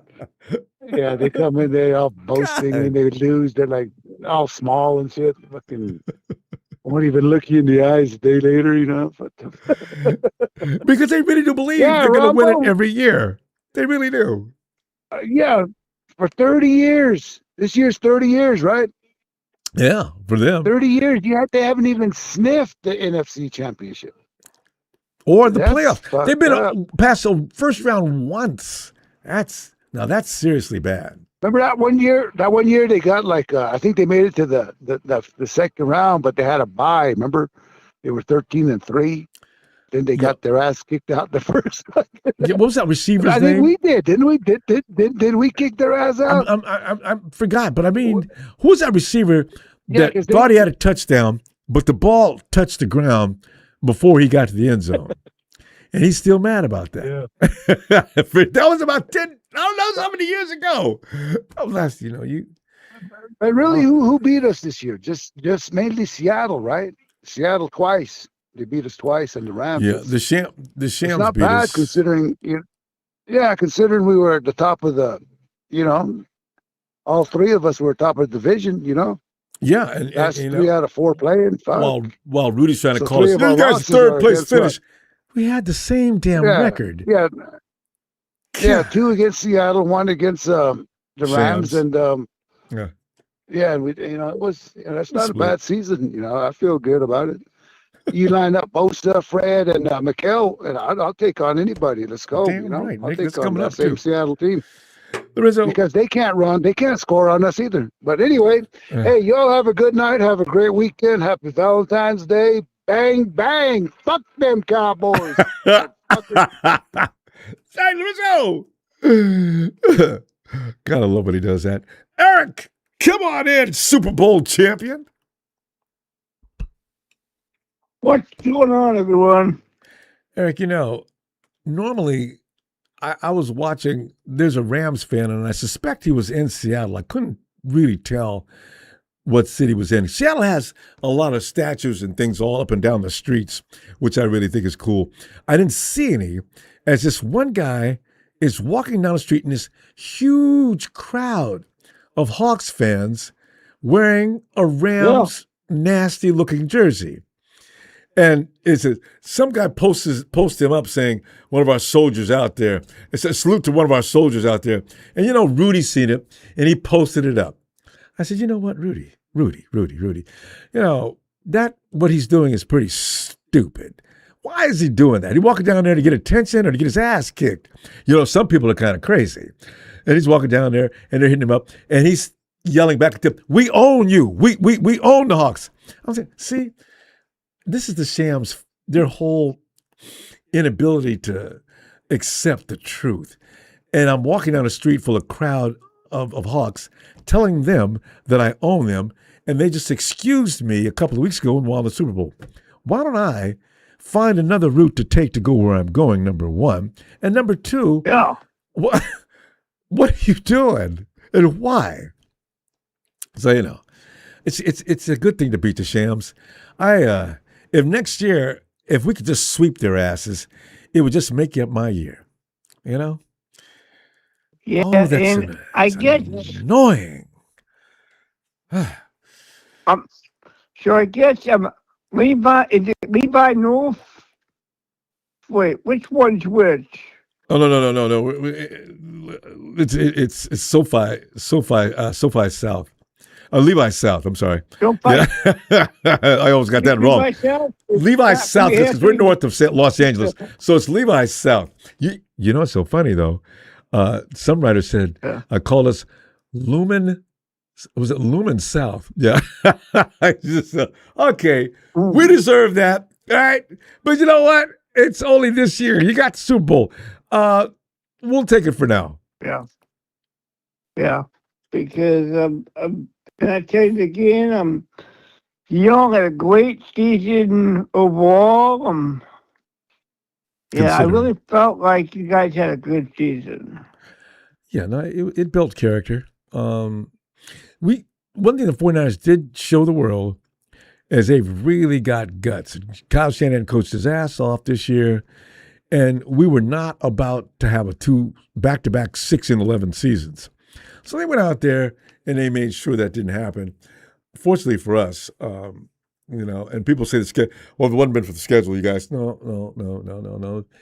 Some of those people on our schedule beat some teams better than us. Some of them, like the Shams, lost to Carolina. Yep, it can happen. You guys should. How many games? And I tell you, and I forgot about. I can pretty much guarantee that this is what the NFL is going to do. Okay. Mm-hmm. I mean, I think at first I was thinking it was going to be either the Niners over Rams week 1. Knowing now that that's out of the question, it's got to be New England, doesn't it? Well, the Rams and 49ers are going to play in the middle of the week. They picked a Wednesday. We're going to start the season off, I think, Rams versus 49ers. From the way it looks, September 9th. What's the first game going to be? September 9th or 10th? On a Wednesday? Yeah, because we're playing in Australia. Yeah, that's the international game. Yeah. So I think that's going to start. Season always starts off with a midweek game anyway, Thursday night. But we're going to be traveling to Australia and meet the Shams there, and that's going to be. I guess that's the season opener. I don't think there's a game before September 9th. I guess. You know what's going to be really. You know what's going to really sting. Ronbo? What's that? You usually after every single overseas game, they always try and find a way to stick the bye week in the middle for the next week. Yeah. I don't know if they'll be able to do that here. No, that's why they want to give it to us in the middle of the week. They can't give us week 2 bye, I don't think. So they're gonna have to go ahead and have the game in the middle of the week, give us ample time to get back to the States and adapt to the time. That's a long flight to Australia, and it's going to be a longer one back as well, depending on how the trade winds are going. But when they get back, they've got to prepare for the next week. That's going to be really tough. Yep, and then what's the schedule like during the off-season? Is it Wednesday, Friday, Sunday? What was the question again? Are there going to be shows on Sundays in the off season? Are they gonna be games? What kind of games on Sunday? Oh, no, call-in shows on Sundays. I don't know. That one. No, like call-in shows, like what I'm doing now. Oh, call-in shows on Sundays. Yeah. For who? For everybody in general, or for you. Oh yeah, absolutely. Are we gonna have these shows on Sundays? Absolutely, and usually after a game. So yeah. Like, I'm trying to remember. Have you called in on Sunday? Yeah, I think I've heard from you on Sunday. All right. Heck, we got to go. I'm gonna tell you what. I'm gonna see you this Sunday. In fact, coming up. All right. Oh, no doubt. All right. Night, Eric. Yes. And Delvin Thomas, thanks. Before he interprets Detroit loses to everybody. Detroit loses to everybody. Don Burr, boy, I tell you what, to be you. Brian says the only reason Papa Dragon complimented Kyle is because it's Friday the 13th. I wish you would have told me that, Brian. I forgot it was that. Oh, now I'm going to be, you know how you make things happen? Now watch me walk out and a dog attacks me out of nowhere, bites me in the leg. I fall down in the street and a car hits me. I've already got the scenario all picked out. Hey, Beth, no, thanks, Brian. Beth, did you know it's Friday the 13th? What, remember the sound? Yeah. Who is that? Jason. Yeah. Everybody's a fan of Friday the 13th, man. Hey, you know what? So you know what? Some movie channels probably got Jason on all day. I love Jason, man. Yeah. You know what used to make me laugh? Jason would start chasing. He's a ghost. Whoever he's chasing would be running their ass off. And the girls would always be trying to get away wearing high heel shoes. She inevitably would run out of the way. Oh, she'd fall down. Her ankles hurt. She picks up her shoes as if that was necessary. And now she runs, and Jason's still walking with that big fruit knife in his hand. And it was hilarious. Stupid. Hey, Bethel, look, we're looking at, it's time to look at free agency to make some improvements. You know, we'll talk about the draft later, but free agency is coming up right now. What do you think? Because the way Kyle was talking, and he's seeing that his offensive line needs work. He needs better players there. And also, the Patriots had two rookies on the left side. So that's why the rookies were getting dominated and getting owned, because they were rookies. Yeah. That was the first time two rookies ever played in the Super Bowl. Hey, what's Will? For the first year, especially linemen. What's that guy's name? What's it? Will what? Will, I wanted him to be in the draft last year. Does he play for the Patriots? Actually, no. He played for the guy that we missed on that we wanted last year. Oh, no. Wait. I know there was a year that I remember there was a Tampa Bay picked up a good one that we wanted, but we traded down with Tampa Bay, and they ended up getting him, and he was a really good player. Are you still there? That's a miss right there from our part of from management. Kyle and them. They messed up right there. Yeah, see, that's you had a good lineman right there. Instead of trading down, you could have got a good lineman. Yeah. Yeah. And Tom Brady loved that guy. Sure. And I think he got hurt. He ended up getting hurt. Yeah. Because he was a good blocker. He was out last year. But yeah. I remember him. Yeah. So you know we're not going after an offensive lineman in the free agency, don't you? You could try to get some, but damn, they're gonna cost some good money if you try to go for a lineman in free agency. But I know. one thing that I noticed that we have a lot of draft picks that are in the 3rd and 4th and the 5th round. Which is where we do our best drafting We anyway. have a bunch. Yeah, we have a bunch of 3-round picks. We have a bunch of 4-round picks. We have a bunch of 5th-round picks. So, Well, you know how we do in the first round? We suck. So I'm not bad at that. I mean, Yeah. even the second round is questionable at times. But 3rd round, 4th round, Yeah. 5th round, oh, yeah, we pick up our best talents. and then plus the Vikings are not gonna trade Jefferson to the I mean, you know, that's to what I'm the thinking. They're not going to do that. Seahawks. If I'm the owner, I'm going to kill somebody. You think they fired their GM because he gave up Sam Darnold and Sam Darnold won a Super Bowl? You think they're gonna trade Jefferson to a team that just won the Super Bowl with their quarterback that could have been the quarterback? I knew that was the reason No. why. And you know what? If I was that GM, in order not to lose face, I would have called and told him I quit. Before you fire me, I'm quitting because I know that's gonna look like. So, you know, and if you trade Jefferson, the next GM's going, he's leaving too, you know? Yeah, because you will be that dumb to let go of Sam Darnold and now trade your best wide receiver to What a generational wide Sam receiver, Darnold? one of the best in the game for Yeah. years. And If nobody you're can gonna do trade him, you're gonna trade him to the opposite AFC or something. Exactly. Yeah, because that's what you do. You always trade them to somewhere where they won't bite you Well, in they the can't ass. get you, Like, right? And besides, yeah, Jefferson, because if you see, look at Diggs.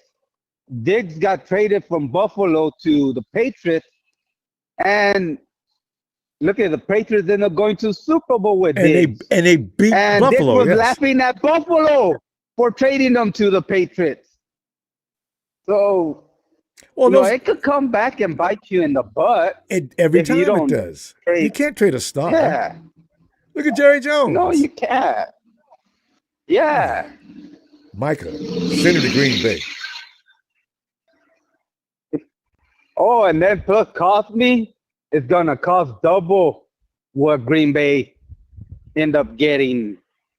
What end up giving up to the Cowgirls. Wait, you said you said who? Cosby is gonna be worth more than what Green Bay gave up for Parsons. Wait, who's Cosby? So you have to Max Cosby? Max? Oh, Max. the You're talking about edge- Max Crosby, the Raiders? No. Yeah. Wait a minute. I Wait, go, wait, if you wait. try to Okay, go ahead. if you try to trade for somebody like that, he's a good player. He's a phenomenal good player. Oh, I see what you're But saying. the Raiders gonna ask don't you like for- us. Yeah, they're gonna ask for everything. Yeah, they're gonna ask. And then plus, remember, we try to give something better than Chicago. And they We still did. wouldn't give it to us. No, Khalil Mack. So- the 49ers gave him a better offer. Yeah. The Raiders aren't going to deal with the Yeah. 49ers. It's never going to happen. No, it's not. And plus, they're still mad that we gave them edge rusher, linebacker that was injured. So Bowman got went over mad there. We at didn't us get for Bowman that. to him. Yeah. Bowman went over there on his own. I know we traded him, and I remember the interview where he said, "What, Bowman's hurt?" Wait, was that a trade? Yeah. I thought Yes, Navarro that just was walked. a trade. Okay. No, that was I think we got mad because they traded him. But he was already gonna be out of the last year. Yeah, he spent with 1 year the- there. That's Bethel. Clock ticked out on its speed. Hey, I will see you Sunday. All right. All right, see you, Ronbo. Hit the like, and let's go Niners. Hey, Damn right. we have our next Super Bowl at Levi's. Damn right. Levi's South. We had 2 back-to-back Yep, years with Levi's Levi's. South. Yes. Yep. Night Bethel. Ellis. See, I know Ellis has got a plan because Ellis is always contemplating these moves. Well, Well, a second. Ellis. Well, I'm shaking for one thing because I'm worried about See, 'cause we have a tendency to make at least one mistake in the offseason, at least one every year. That if it's not in the draft, it's free agency. Who's gonna remember? Who's gonna forget that linebacker? And we knew out of Green Bay, we knew that he was a luck up when he got that All Pro season. Pro Bowl season. He never looked the same since. And then he walks off in a huff in the middle of a damn game. Yeah. After starting all season long. Yeah. Getting And apparently there was no understanding about and DeAndre, and apparently there was no Devondre. Yeah, nobody told him. Apparently, look, when Dre comes back now, we're probably going to do things a little differently. So you okay with that? Yeah. All right. Well, okay, let's go. Dre comes back and Devondre got mad. Okay. So you got to be careful about getting these kind of guys, man. Don't. Ellis, Yeah. we got picking up, man. Man, there's a lot of players that are available right now that are, some sneaky players that we could add. I was hearing about at wide receiver, I think Christian Kirk, who's still, who's young. Yeah. And there was Joseph Osai. Joseph Osai is a defensive edge rusher from Texas who was drafted by the Bengals. I was watching him. He got drafted in 2021. That would be a really sneaky and cost-effective player that I would like to have and add to the team because, I don't know what they run over there in Cincinnati. But for us, he would be very effective. I think he would come in and give us some great snaps right away. And, they got a couple of guys that we can go get. Isaiah Likely would be a player that at tight end I would like to have. He's super tall, really big target, good hands, sure-handed. I'm pretty sure he's a good blocker. For a low cost. I mean, there's some guys out there that we could add to the team and, without having to break the bank.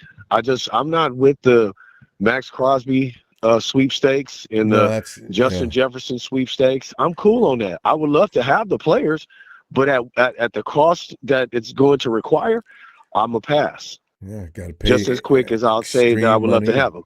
Gut your roster? No, yeah, that's what I'm saying. The compensation on either level is not in our budget. It's just not. Whether it comes to paying them contractually and stuff like that, and then also what we have to give up. We only have 7 draft picks, everybody. Yep. So we're not giving up shit. We can't afford to give up a draft pick at all. We actually need draft picks. We need to find a way to get draft picks. Don't say that because they'll trade down. 49ers. Miggity Mac. Because we don't do well in the first round anyway. Miggity Mac Jones. Yeah. Well, look. Well, that's the part of the game, man. It's he's a worthy a worthy trade piece, and I'm not saying I'd like to get rid of him because nobody's going to give us what we're deserved for him. But I'm just saying we need to get picks if we're going to do anything. So we're not giving up shit. Ellis, let me ask you about Rourke. Have you know much about him as a quarterback? Ellis, was that Ellis's phone call? Well, bad. Anyway, no. So check it out. The other player that I was thinking about was oh man, what the fuck was his name? A free agent? It slipped my mind, man. But yeah, but I'm not worried about Jordan Elliott. We just need to be smart. Oh, a wide receiver, what's his name? Concepcion is his last name. Oh, yeah, I saw that. I liked his name. Yeah. He's out of Texas. Yeah, he looks good. And you know what's crazy is I watched him play in the game when he was playing for NC State, and I said, damn, this guy looks kind of good. This was like 2 years ago. So the fact that he's becoming, a popular name and stuff like that, and looks like he go into late in the first round. Oh yeah. That's a good player. I think the only thing he reminds me of a faster version of Kendrick Bourne, if that makes sense. If you look at him, he runs routes pretty crisp. And he runs good after the ball. He runs hard. He doesn't run like finesse or scared. He runs like, somebody who's about to get to their destination. You know what I'm saying? 90% of the time. Anyway, so I was impressed with him, man. But I still don't feel like we should go wide receiver in the first round because I'm concerned about other needs that may require us to use that first round pick elsewhere. If we have to even move out of the first round and get into the second and get a couple more picks, I would be okay with that. But I promise you, they're not going to. I guarantee you, a defensive player, and especially they want to get 2 edge rushers, there's going to be a defensive player in the first round guaranteed. Well, we need that offensive tackle from Alabama, if I'm being, honest. But he's probably going to be gone in the first 20 picks. You know what I mean? I don't see him even making it past 20. You check him out. He looks the part. He looks the part. He would be the perfect acquisition to, if you mirror him to Trent Williams, he looks like a mini Trent, but he's just a little bit more bulkier and stronger, but he's super athletic and would be a fantastic player to add in the draft. Gotta get him. If you know about him, the 49ers do too. Ellis, we gotta go, and I'm gonna see you on Sunday. And bet. And maybe there'll be some rumors about what this dude you're talking about. All right. Yeah, man. Let's just, we don't have time to, make rash decisions. Let's try to win this whole off season, man. Draft and everything, all. You know what I mean? That's what we really need. Thank you for the platform, fam. As always, shout out production, and man, shout out all the fam. Y'all know what it is. Tony, Tone, Donut, Tanisha, Smooth, Frank, the Dragon family, Brian. Show, we ain't heard from you in a minute, man. Hopefully family's all right. And then shout out to Chad, Nikita, Harold, Money Mike, Jones. Y'all know what it is, man. It's faux life and nothing else. Damn all right. Night, Ellis. Appreciate you, fam. All right. All right, fam. Yes, sir, man. Peace. And 49er, Brian. Hey, there's not many guys that I would wait around for, Ronbo. Oh, yeah, 30 minutes. I missed that. You know what I'm saying? hey, KC, where you at, man? We're thinking about you. Yeah, Casey. Shout out to Casey. But I didn't come here to talk about Casey tonight, Ronbo. Just taking all his material, God. Casey's anyway, God. I was kind of shocked by that founding member of TNT, Tired and Terrible, that guy from Tennessee. Yeah. Complimenting our coach of the year that should have been. Yeah. I was shocked. TNT. Interesting, great, Brad. Anybody that took a shot at Shanahan this year, he would have got hit with a stampede. I mean, all the people who talk bad about Shanahan have taken their foot off the gas. You can't slam him this year. I mean, you just can't. Nope. Yeah, and honestly, they had a good draft, and it showed in how we played this year. Had we not had a good draft this year, we would have been dog poop this year, Ronbo. I know, man. And they were pushed into action because the guys in front of them had to go down, but they fought like warriors. I'm so proud of those kids. They're gonna be next year. They're gonna be the guys that can take over now too. So, or to some degree, I have to agree. I have to agree with Ellis this talk of Justin Jefferson and pipe. Max Crosby and what was it last year? Hendrickson and you know, all these top. We're not going to get any of those players. Come on, get real. You know, we'd have to. Jed would have to sell the team like everybody wants him to get any of these players. Give up your firstborn. You know? It's not going to happen. It's just pipe. It's fun to talk about in the offseason. You imagine things like Trey Hendrickson coming off one side, Nick Bosa coming off the other. I got JJ going downfield. Oh, if there's anything I love about JJ more than his play, it's when he gets a touchdown and does that dance. Nobody does a giddy like JJ Jefferson, man. I love that when I watch film of him just doing that. God, it's hilarious. Well, if anything, that I think is going to happen this year is, I think we're just going to go through the draft again. I really do. I mean, after what we saw last year. And you're right. I don't know. They don't like to overpay for free agents. I think Jed put Big Show Financials on a constraint on how much we can spend here and there. You know, so. That's how it is these days. You got to watch your fundage, you know. But did you see where they voided contracts? I don't think JJ's not going to come back. I think he's gone too. No. And then they're gonna tax the hell out of anybody that wants to play here. You know, just like I heard that Sam Darnold he owes them money or something from playing in the Super Bowl. Is that a crazy story or what? Oh, wait a minute. If you earn the money, that's right. No. He gets Seattle. Why would he? Do they tax you because they played the Super Bowl where you play? They taxed him. They taxed them during the Super Bowl, and he owes the tax man like $70,000-$80,000 or something. It's ridiculous. Wait. Brian, you know what I wasn't aware of?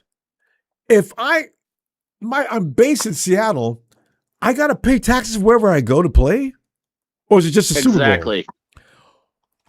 Anywhere in California. So next year's Super Bowl is in LA. All those players are going to have, whoever's in the Super Bowl is going to have to pay a huge California tax. I had no idea. Something to do with if you're there more than, I think, 5 days.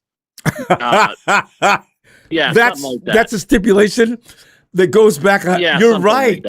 Like You're working in San Francisco, subjected to.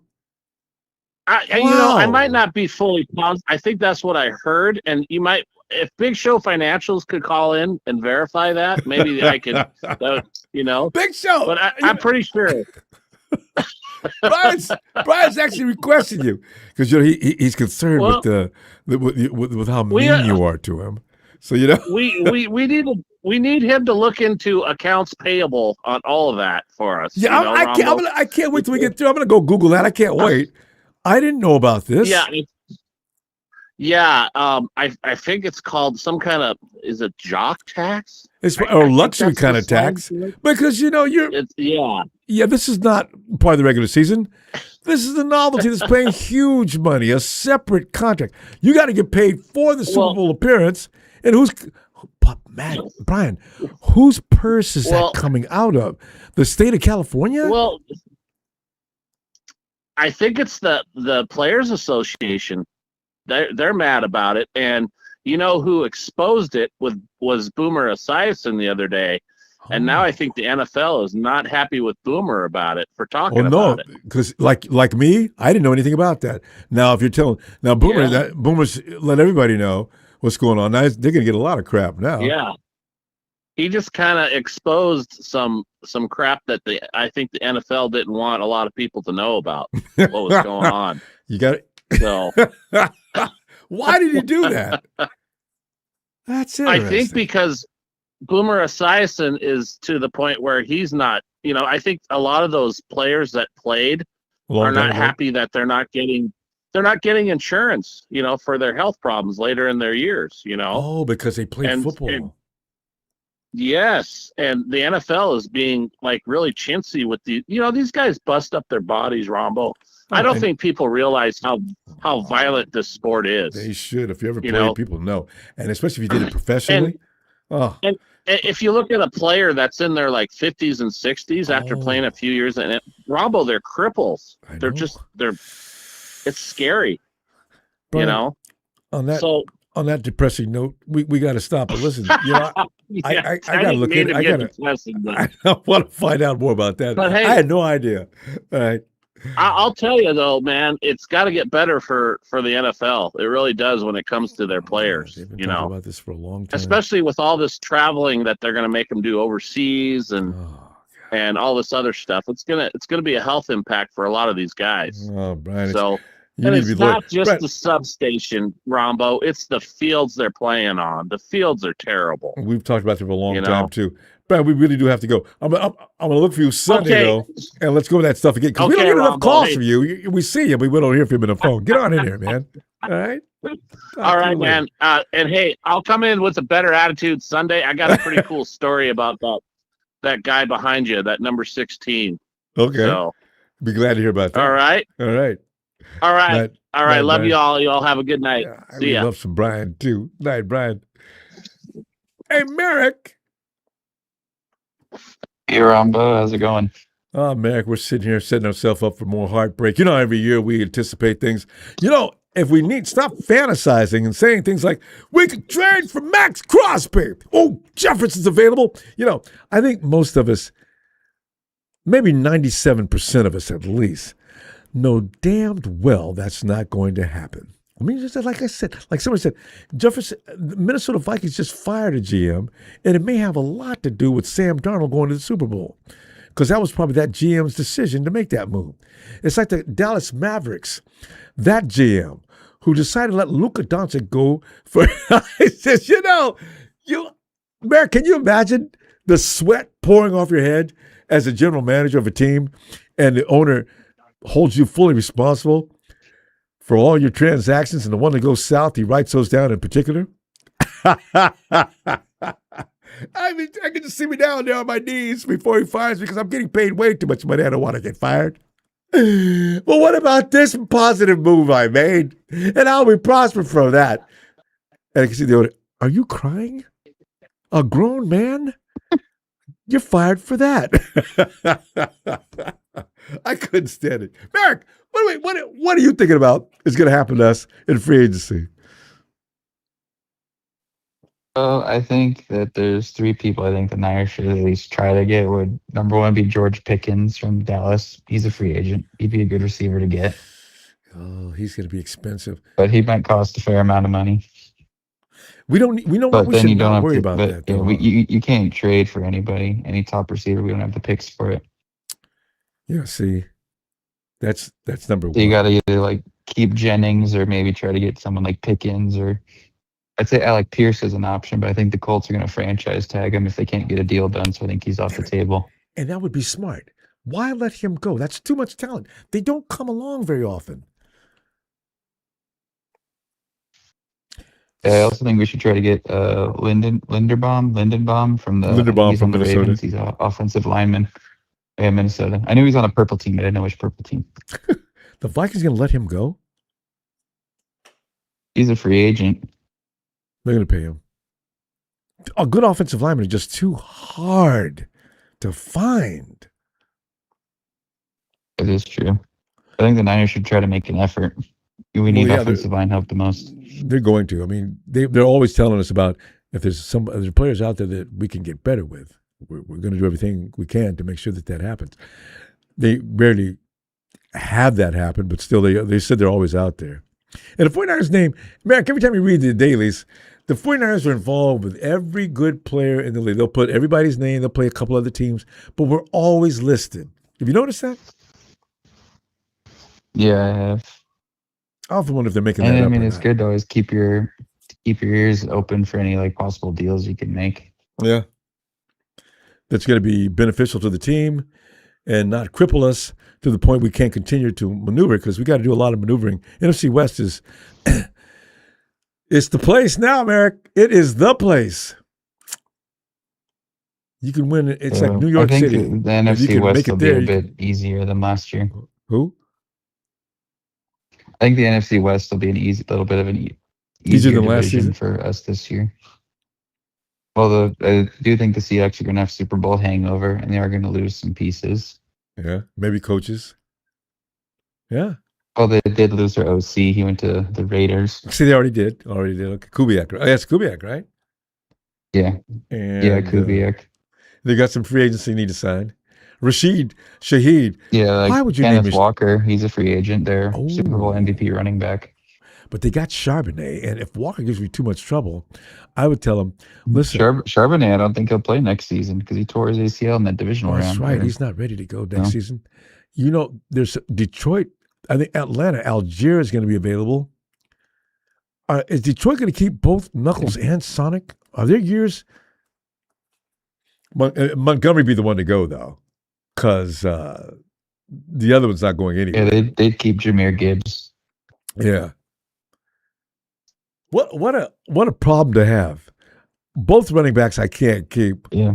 We had that luxury when they were rookies. Now we got to make a choice. Algier and Atlanta versus Bijan. That's a no-brainer. Hey, as a matter of fact, who are we going to get for running back next year? Brian Robinson was only on a one-year deal. I don't know. I'd say draft him, but we know Kyle doesn't like to play running backs he drafts, so I assume he's going to sign somebody or trade for somebody. Hey, but Jordan will be in the second We year. had Trey Sermon that didn't work out, and other running backs in the third round. Had 3 Kyle years in a drafts and row. just never used it. And then we ship them out. Why did you waste that draft pick then? Patrick Taylor, there's talk about him returning.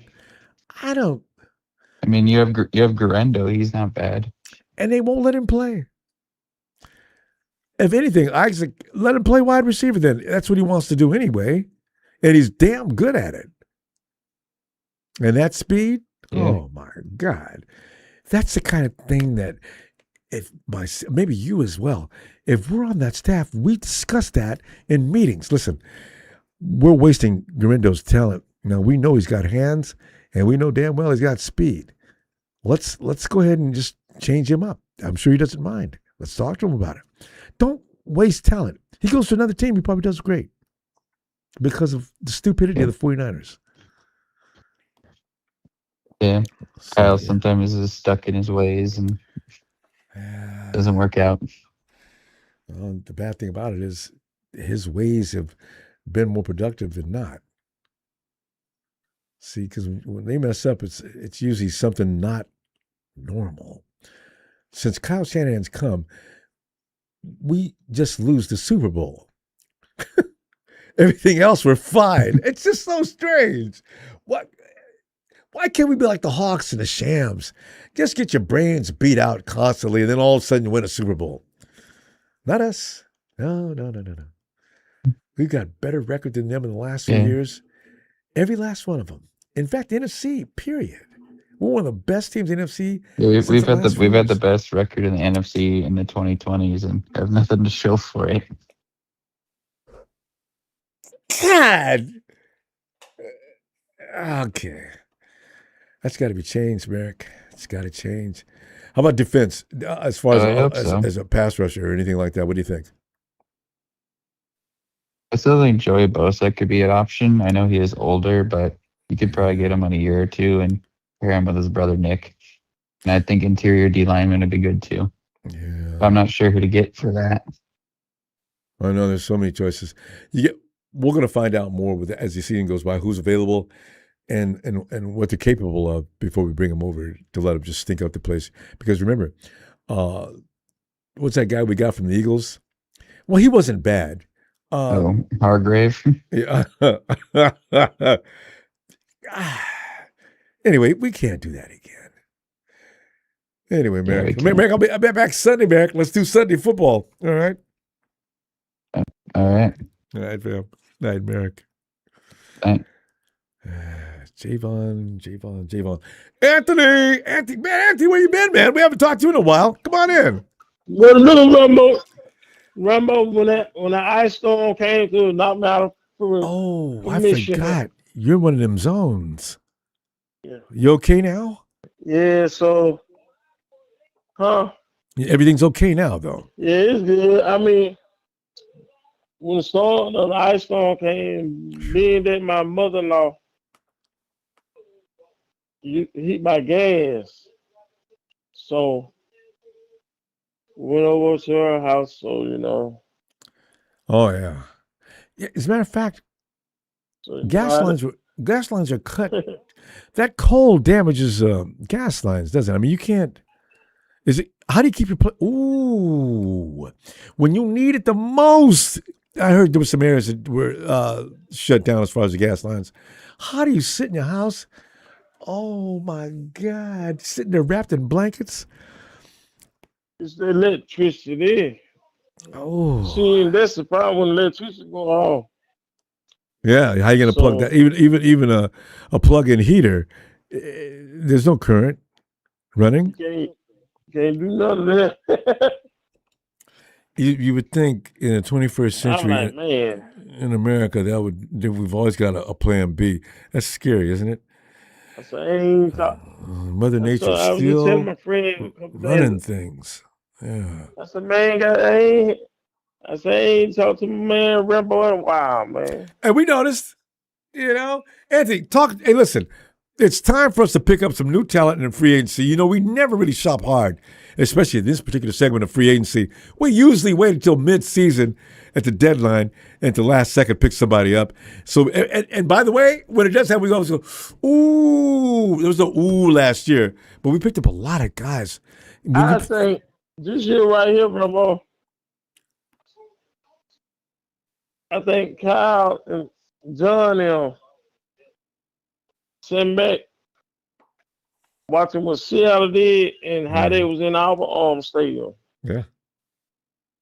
I do believe they're gonna spend some money this year, Ronbo. They're gonna be aggressive in the draft. Yeah. They're gonna be aggressive in free agency. They're gonna be aggressive in the draft. Because remember last year we didn't move up not one spot, not one time. And every last one was They just crying. went.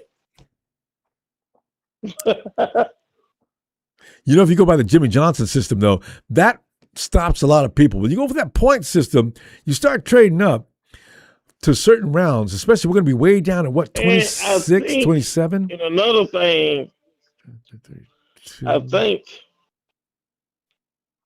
when they interviewed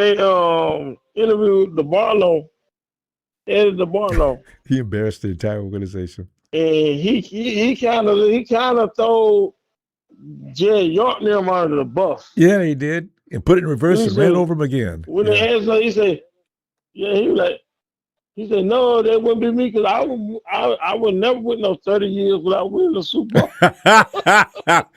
And he talking trash, and he has the metal to do it.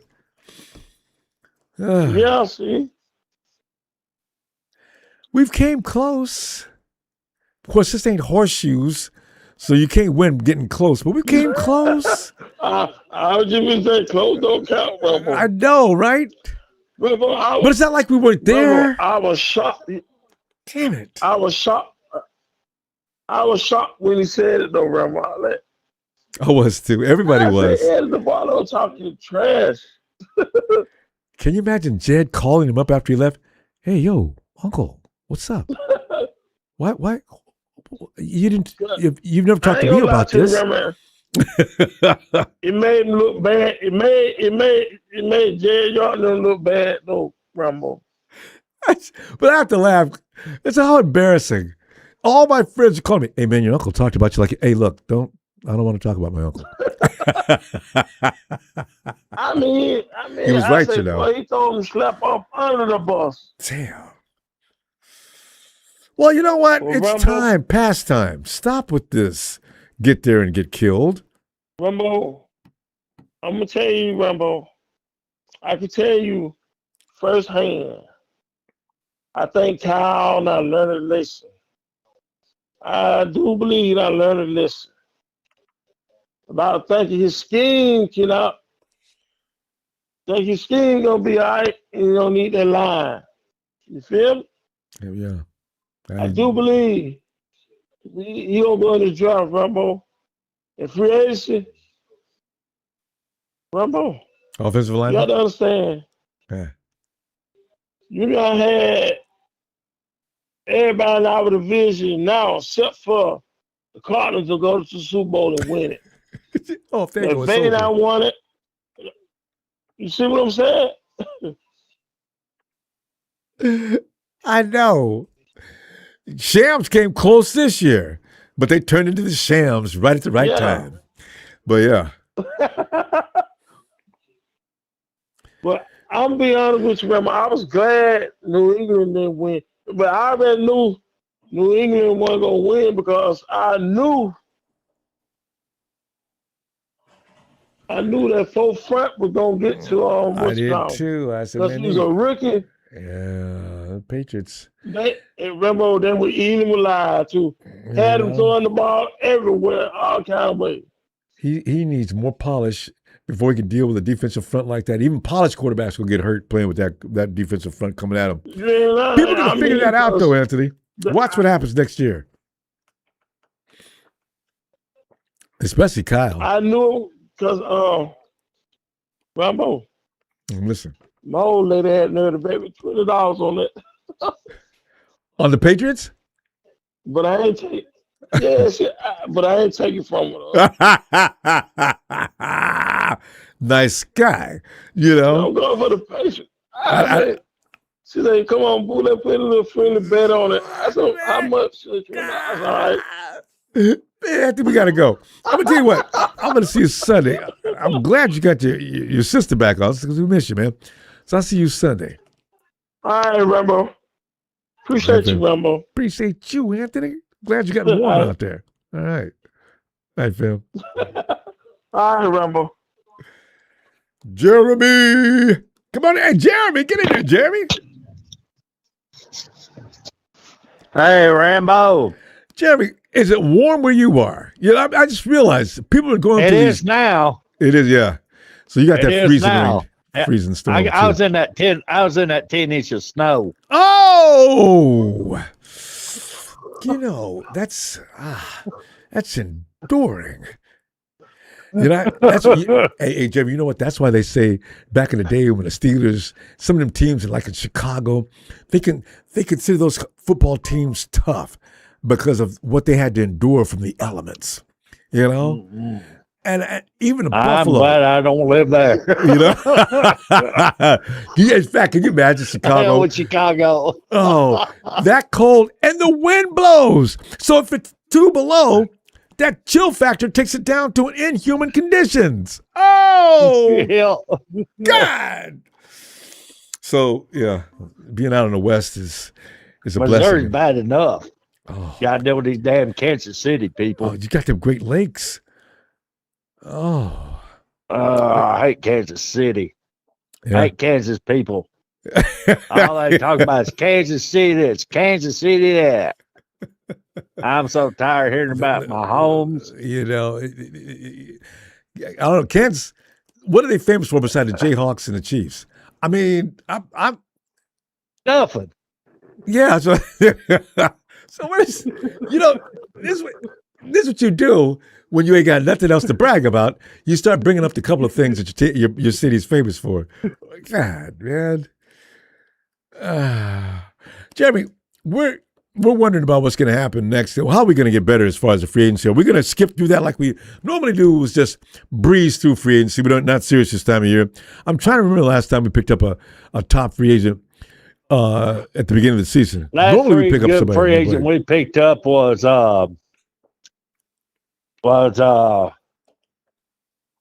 see? Oh. You got to think about it. Yeah. There's a running back. That's the last good free agent we picked up. It's our running back. What year? That we hadn't got one. What? A running back from Kansas City? McCaffrey. No, McCaffrey's not from Kansas City though.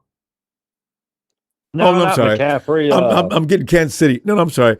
McCaffrey's yes, he was the best free agent. We made a trade for him though. Yeah, that was a trade. Yeah, we got him from the Panthers. That's the only good thing we've got for free agency. You know, as I say though, that wasn't a last good draft pick we got was Nick Bosa. I know, right?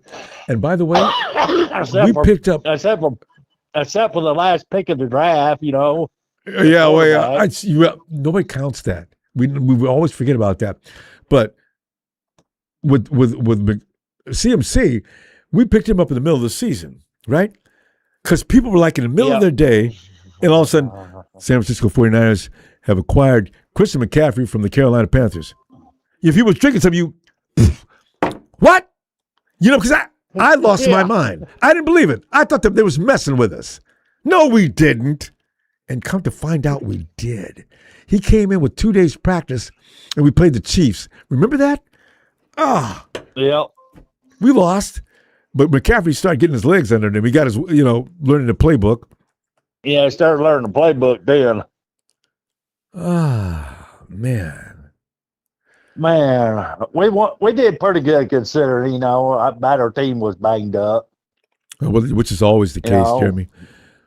We're always talking about how we're banged up. When are we going to come away with a non-injured team? Never going to happen. It's never going to happen. I'm trying to realize. Why can't we be like some of these other teams, not have as many injuries? I know, right? I don't know how the Shams did that. Shams did that all. Well, Shams have had a couple of years when they was wiped out. Last 2 years, though, no. Yeah, you know what? This is something. This is a violent look at sport. Seattle, Rams. They don't hardly have any injuries. We have a whole roster injured. Yeah, not as many as we do. That's the thing. Yeah. So. Heck, we didn't have a whole roster injured. We might actually won something. With ease. Jeremy, with ease. We might have won. We might have won the Super Bowl. We wouldn't have had so many injuries. Especially this last that's year. bad to say, but it's the truth. Heck yeah. We would have beaten the Patriots. I thought everybody knew the Patriots weren't going to beat the Hawks. I knew it. And I did too. Boy, I was wanting to, though. I wanted them to beat up on them Seahawks. I knew they wouldn't, but I wanted them to. Too young, too inexperienced. I mean, the Hawks, they there's too many veterans on that team. You just, man, I said, this game, this is going to be boring, and it was. The first half, it was so-so. The Patriots hanging in there for a little while, though. So. Yeah. But yeah, they needed Denver to win, or Broncos would have been a better game against the Hawks. I don't know. Well, I don't know if they would have won, but they would have been better. Josh Allen. I don't even know about that. And the Hawks did look tough, didn't they? We got to deal with them next year, though. Damn it. So I don't know what we're going to do. I don't care. As long as we win against the Hawks and the damn Rams. Shams, yeah. You and me both. If we win 4 games this year, we rather have 2 damn sweeps. Rams and the damn Seattle, I'll be happy. Me and you both. Oh, God, yes. 49ers went 4-13 this year, but most of the fans are delighted that they swept both the Rams and the Hawks. I mean, open up champagne, everything. So we can rub it in their face. Damn right. We might be saying things like, we ain't going nowhere this year, but neither Hawks nor goddamn Rams. Sam, sit down and shut the hell up. Because they just talking. The Hawks ain't so bad, but the Rams, it's wearing you out. So you can't let them beat you. I get so tired of hearing everybody talk about the damn Rams. Yeah, well, I tell you what, Jeremy. They ain't worth nothing. Here's the thing, they won one Super Bowl in the last 70 years. 2. They got 2. You got to give them 2. They won one in St. Louis, and they won one in L.A. But I got to tell you, if Peyton Manning can't get in the Super Bowl. Won 2. Yeah. How many times that been? What, 3 or 4? Who the Shams? All right. No, Rams. Yeah, one in St. Louis, and then 20-something years to win the other one. They got 2. But yet they want to talk about, you guys have won a modern-day Super Bowl. Really? Well, the 49ers at least been several times and won 5.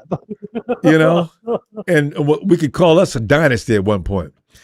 Jeremy, always a pleasure, man. I miss you, man. Let me get you in here Sunday. Let's talk some more. You too, man. All right. Oh, heck Not out of that cold weather. I've had enough of that mess. Stay warm, fam. I'll see you Sunday. All right. See you Sunday. Night, fam. Good night. Night, Jeremy. Yeah, I'm not kidding. If we swept the Hawks and the Shams next year and don't win another game, I would be mad about the season, but I would not be mad because they can't say a goddamn thing. God, I'm sick of it, especially the Shams. Hawks just now started, but not them. No, they never stopped. Look at Everett. Look at Everett. Look at him. Look at him. What is he? Hey, yo, Bill, come on in, man. Let's address the monkey in the room. First off, as you said, one in St. Louis and one in LA. LA. All right. They fall to the bottom of the barrel, which is sad because they might go back up because after the Seahawks owner has to sell the team in Seattle, I promise you I have family in Oklahoma, and the big talk is Seattle already lost the basketball team to Oklahoma. Oklahoma wants to buy the Seahawks. They're going to buy the Seahawks. They're like They're bookends. going to move from Seattle to Oklahoma and get out of our division and go back to the AFC. Only downfall to that is they got to move the Raiders to our division. No, that's a good thing. You know what though? Raider fans are really up. You know what though? No, let them make that switch. I'd love it. Right. And see, but the thing is, not only are they moving the team, they're going to move. It's what was the Thanos term in Avengers? It's inevitable or whatever they call it. He said it was before he snapped his finger. Seahawks fans are celebrating, and I'm telling them.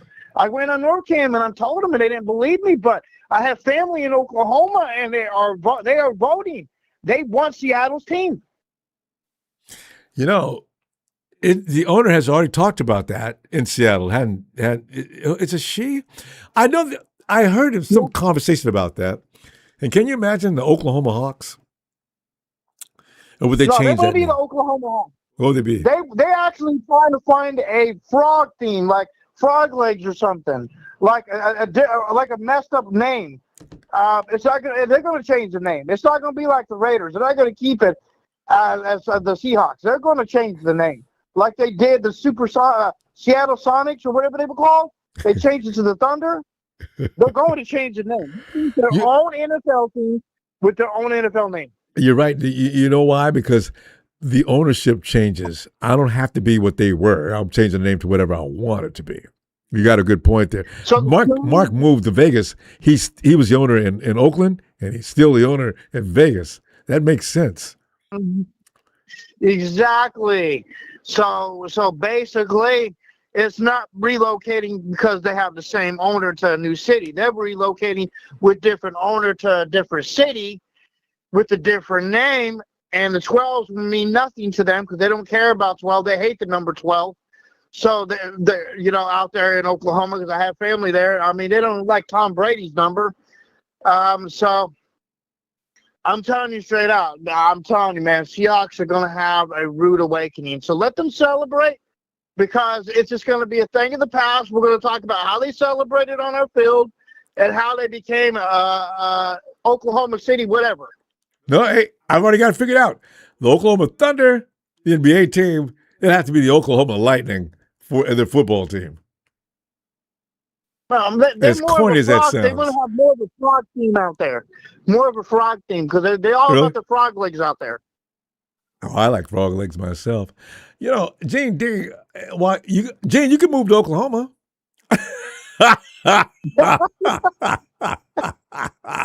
They got good food. It's below the Mason-Dixon line. About Passcode that. So all the 49er fans out there, they understand. Karma's coming, and it's going to be delightful. I promise you. I'm enjoying this. Now, they better pray that Elon Musk or somebody comes in to save them because if not, they're going to another state, another city, which is going to be Oklahoma, and they're going to change the name because Oklahoma really wants an NFL team. They already have a basketball. They want a hockey team, and they want a football. And for anybody that says Oklahoma's not that big, relook the map a lot more better.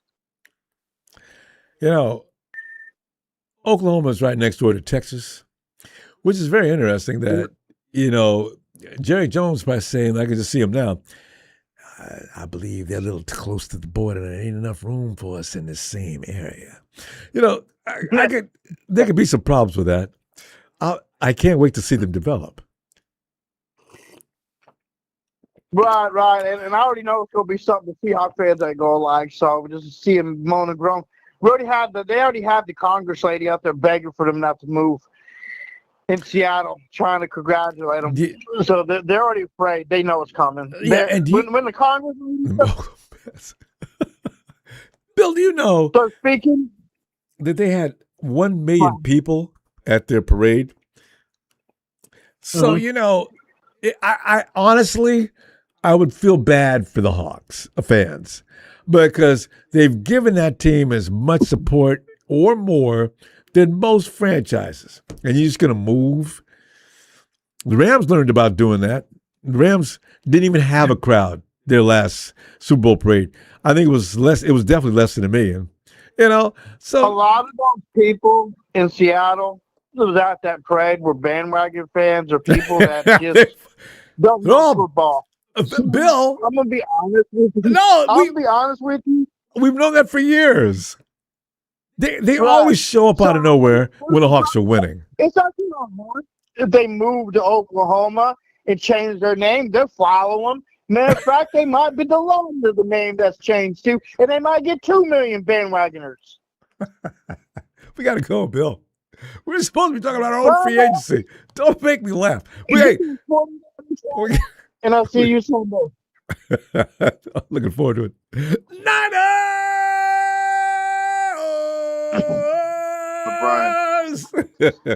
Who is it, Brian?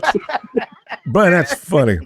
Some of those people out there at the parade were the homeless people and just counted them in the count. That's fucked up. Doing it in paper in a cardboard box. No, you know what? We can't make fun about the homeless, but you know what? There are a lot of Seattle fans that aren't sincere, and we found that out years ago. You'll never see them running around in throwback jerseys. It's you too, Gene D. Tony, come on in, man.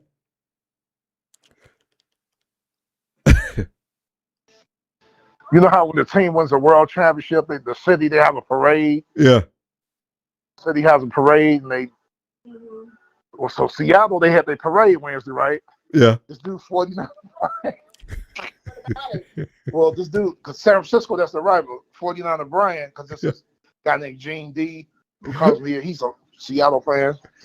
He says, 49er Brian says, I wonder how many of those people at the parade were homeless. Seattle was homeless. That's brutal. That is. No, hey, Tony.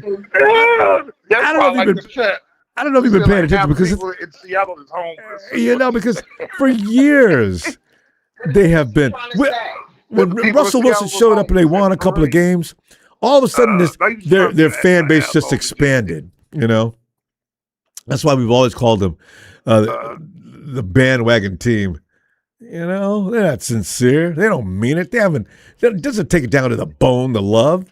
It's here because they're winning for now. They jumped off too after they started losing. Tony, what's going on, man? In Atlanta, and who are you guys going after? Never had them. I don't want them. I know, right? Gummy bears? Not those, though. I do not. Oh, yuck. There's a couple of flavors. You don't listen to me. I didn't say I never had gummy bears. I said I never had those. Okay, whatever. I'm done. Tony, just take the gummy bears, Tony. Don't argue. Come on in, man. Ronbo, how you doing? Great. Always doing great. Time I'm talking football, I'm having a good time. I was laughing at 49er Brian's comment. He said, Seattle, they had their parade Wednesday. He said he wondered if half the population was homeless at the parade. It caught my attention, too. God, Brian does not miss an opening. But he's right. Oh my goodness. The biggest percentage of those guys are definitely bandwagon fans that just Johnny come lately or Gene D come lately. Oh, I must say, Gene D's been annoying us for a long time. He's real. Yeah, Joseph he's bragging. Smiley. He in there bragging. Yeah, Joseph Smiley. I got to give it to him. He in there bragging, but we still gonna get him. You know, that's they could go. And that's why when people say, "Why don't you block him?" No. I keep those people close, so when the time comes, and it will, then I can say, "I wonder where Gene D is." Gene D was missing for about 2 or 3 seasons. He thinks you remember when Seattle was losing, especially when they had Geno Smith, you wouldn't see Gene D for 2 weeks. Gene D, Joseph Smiley evaporated. We had to kick one guy out because he said the wrong damn thing one day. So, and now all of a sudden. And all the Ram guys, they would be hiding too. Well, most of them, not all of them. And now all of a sudden they're back. Hide. Yeah. We 6-11. I heard you guys talking about the different free agents, the draft coming up. Ronbo, here's an interesting, and they had rumored this before. I think y'all should try to get either Jordan Addison out of Minnesota as your number Everybody's 2, talking about him. or Christian Kirk. But Christian Kirk might be a little pricey. And I don't think Christian Kirk has come down from that 2022 season. He's 28. Is he going to go back up all of a sudden? I don't know. But Jordan Addison was 24. Yeah, I'll take Jordan Addison, though. He ate us up year before last. Just ate us up. He ate us up 2 years in a row. Damn. And He's getting better, see? 2 games, Jefferson didn't play. He ate us up. So, you got to be careful when you get What these free about agents. Trey Hendrickson, Ronbo? We don't know if Cincinnati going to franchise him or if they just going to let him walk because his contract is up. They're going to play games. The Bengals is one of the worst organizations in the league. Why? Yeah, Mike Brown. Yep. Yeah, if you're going to bring him in, sign him. Don't wait until the season's preseason's almost over and either get rid of him or say we're going to franchise tag him or something like they like to do. I mean, look what they did with T. Higgins. That's just really abuse. Hey, you guys. Yeah, exactly. How do you do and shit then they like end up that? paying him anyway. Dumbass. But I found some good news out yesterday that if we lose Kyle Pitts just to free agency, whoever signs him, we get a compensatory 3rd round pick. I was happy about that. I'd give you a 3rd round pick in a heartbeat, Tony. No problem. I'd want a 2nd for him if we sign and trade him. Down! I'd want a 2nd. Yeah. You should actually, Kyle Pitts is definitely a 2nd round pick because he's a mismatch on every snap if he's used properly. Yeah. Kirk Cousins Ronbo, used I it didn't know properly. y'all only had 7 picks. I heard Ellis talking. We only got 5 picks. Yeah, that's usually how many we had a year here and there that we have that many picks.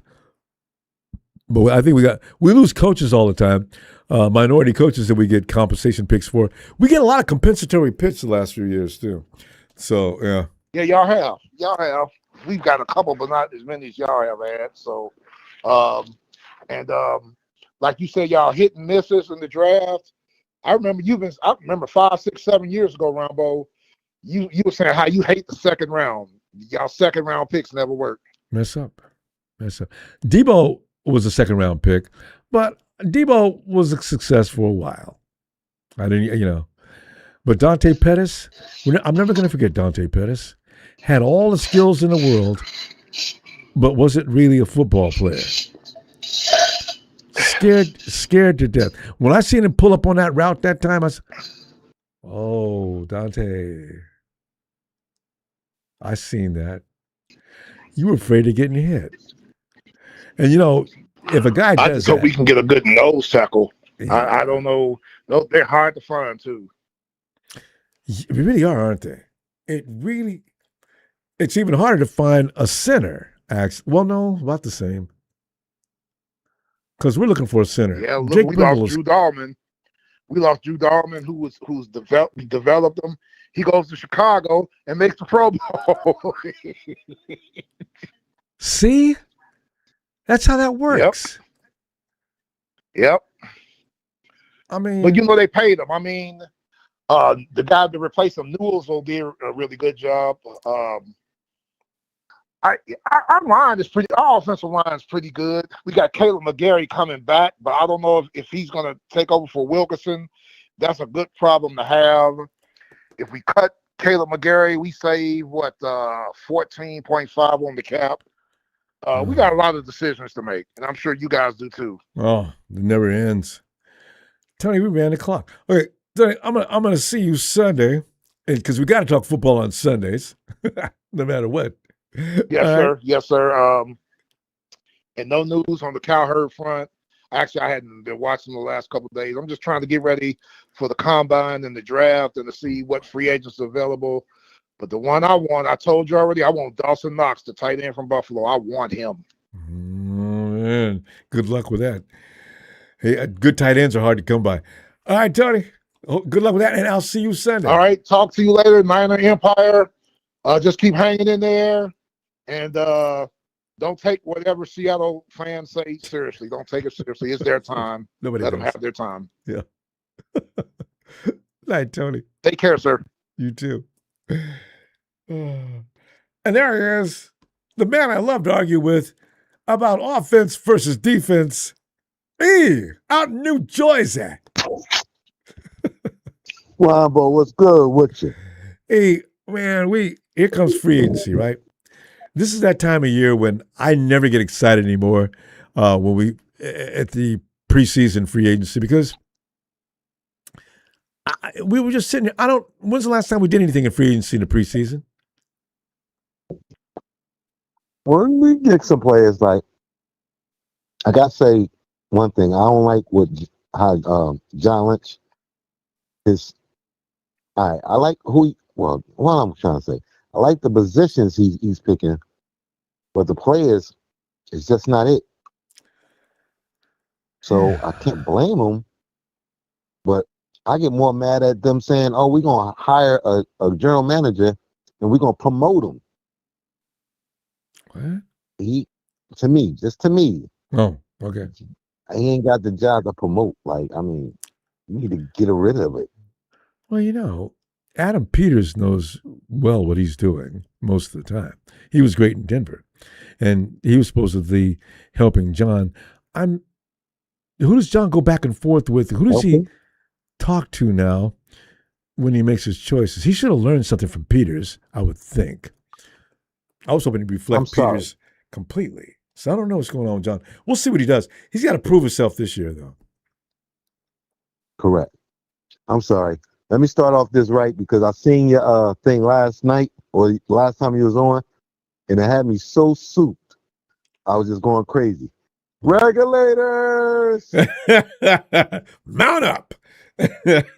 Yes, sir. Yes, sir. I was so souped when I seen that. I was like, yeah, get him, Ronbo. And like you said, I don't know, Dante Pettis didn't have that attitude where he don't have, there was no I dog in Pettis. Yeah, you gotta be half crazy. Like, a dog will go after a lion if you in his backyard almost type. Like, oh yeah, dog is he'll put his life on the line. That's one of the baddest creatures on the planet. He does not care about the odds. He's coming in. Man. Yes, and that's what I'm talking about right there. What you just said. We got to get more of that. Like, I don't care if, like I said, you 6 feet, 7 feet, 8 feet, or 9, bro. Like Smooth said, you got to go down, man. Yep. The only way you're going to be a winner in the NFL. This is a man's game. You cannot come in here wussing around. You don't need to be worried about yourself. It's like, what else? It's like Ronnie Lott. Ronnie Lott is the definition of, he exemplifies what San Francisco should always be about. No matter what, it's about the game and the outcome. Lott sacrificed a digit. Who does that? That's what Crosby said, though. Crosby said that, too. Crosby just said, he said, I don't care about what y'all talking about. I just want to play football and win. Yeah. He's injured. And the Raiders wanted him to sit down. He didn't want to. So, you know. I say, well, like, you got players, you got people who playing and then you got players. And the season was over It is too. what it is. Yeah, you gotta love that attitude. Season's over, and You Crosby got to. still wants to be out there. I ain't like I said. I don't think I want to pick them up. I like our defensive line. I like our linebackers. I think one of our linebackers got 100 tackles last year, and we getting Fred back. And just say if we pick up Kendricks again. Did D Winters have 100? Are you talking about D? Did D have 100 tackles? I don't know which one. I looked at it, but I forgot which one it was. I'm sorry, but one of them had 100. One of them. So I was like, damn, get him back, and then he can maybe he advanced for that year or the last year. This is like that's why I said it's a progression. We not progressing these players, especially on offense. That's why me and you on offense and defense. They're not progressing correctly. Like we're talking about picking up another running back after Correndo and James got picked up. This is the 49ers have a real problem with that. They get running backs and then they don't like them. Yeah, because Jordan James, did he look that? I love his explosion. He ain't gonna play. He looked good, right? For that, 4 plays. And then we got Nick Martin. Why you didn't put this earlier? Yeah, we got Nick Martin as a linebacker. Chris McCaffrey got. Well, Chris gets all of it. McCaffrey get this year. Yeah, well, yeah. But I mean, he got like 400 or something. Meaning next year he gonna be hurt or not good. I hope he can go next year. You know, he takes good care of himself, though. That man. Well, always. I mean, but still, Christian trains like nobody else. We'll see. Yes, he does, but it's history. They say every year that happens for every running back. Yeah. We got, Christian got hurt last year. He was all good to go all this year. Kyle still should alternate him, pace him. He said he would this year before the season started, too. He never did. Brian Robinson got some touches. I like the Robinson, the running back. I like the other running back. He was running over people. He didn't fumble that I know of. But something telling that man not to do it. Like you're right. He never fumbled. He never did. Why you didn't put that man in more? That would take away from that would take away from CMC's carries. Yeah. Listen, man, that's why I said I need you for this year, next year, whatever year. I need you for the Super Bowl. I tell agree. you the truth. Fully agree. All that week 1, week 3, week 4 stuff is to me is still preseason where we learning. And so I thought about this the other day when I was coaching. I coached basketball and football. All right. It's a coach. It's like an offensive coordinator and a defensive coordinator. The offensive coordinator does the plays. The defensive coordinator does his plays. The coach really does his guiding. He don't have to call no plays, or he's a tone setter almost. He just oversees the whole operation and makes sure everything's done right. Let's go back. Yes, let's go back to one thing. He has that card in his hand, right? Yeah. Supposed to be his first 15 or something. Mm-hmm. That's his plays. He's supposed to be his guaranteed plays. One of Kyle Shanahan's guaranteed plays, that first 15. No, I'm about to go back to it. It's fullback option. We usually go right down the field and score too, but for some reason that doesn't always last. I'll never understand that. No. We got to go.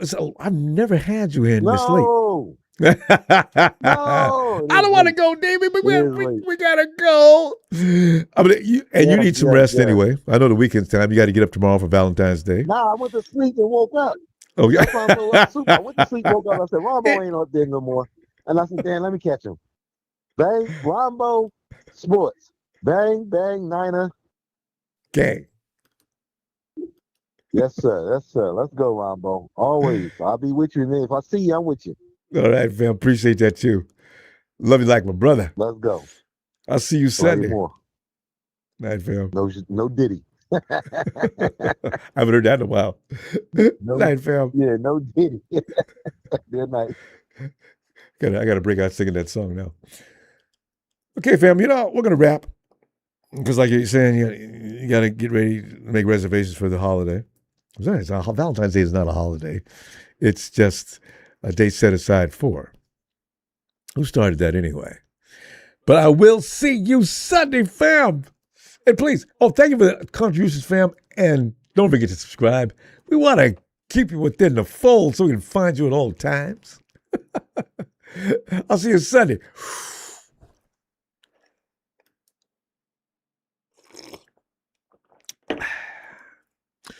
Niners!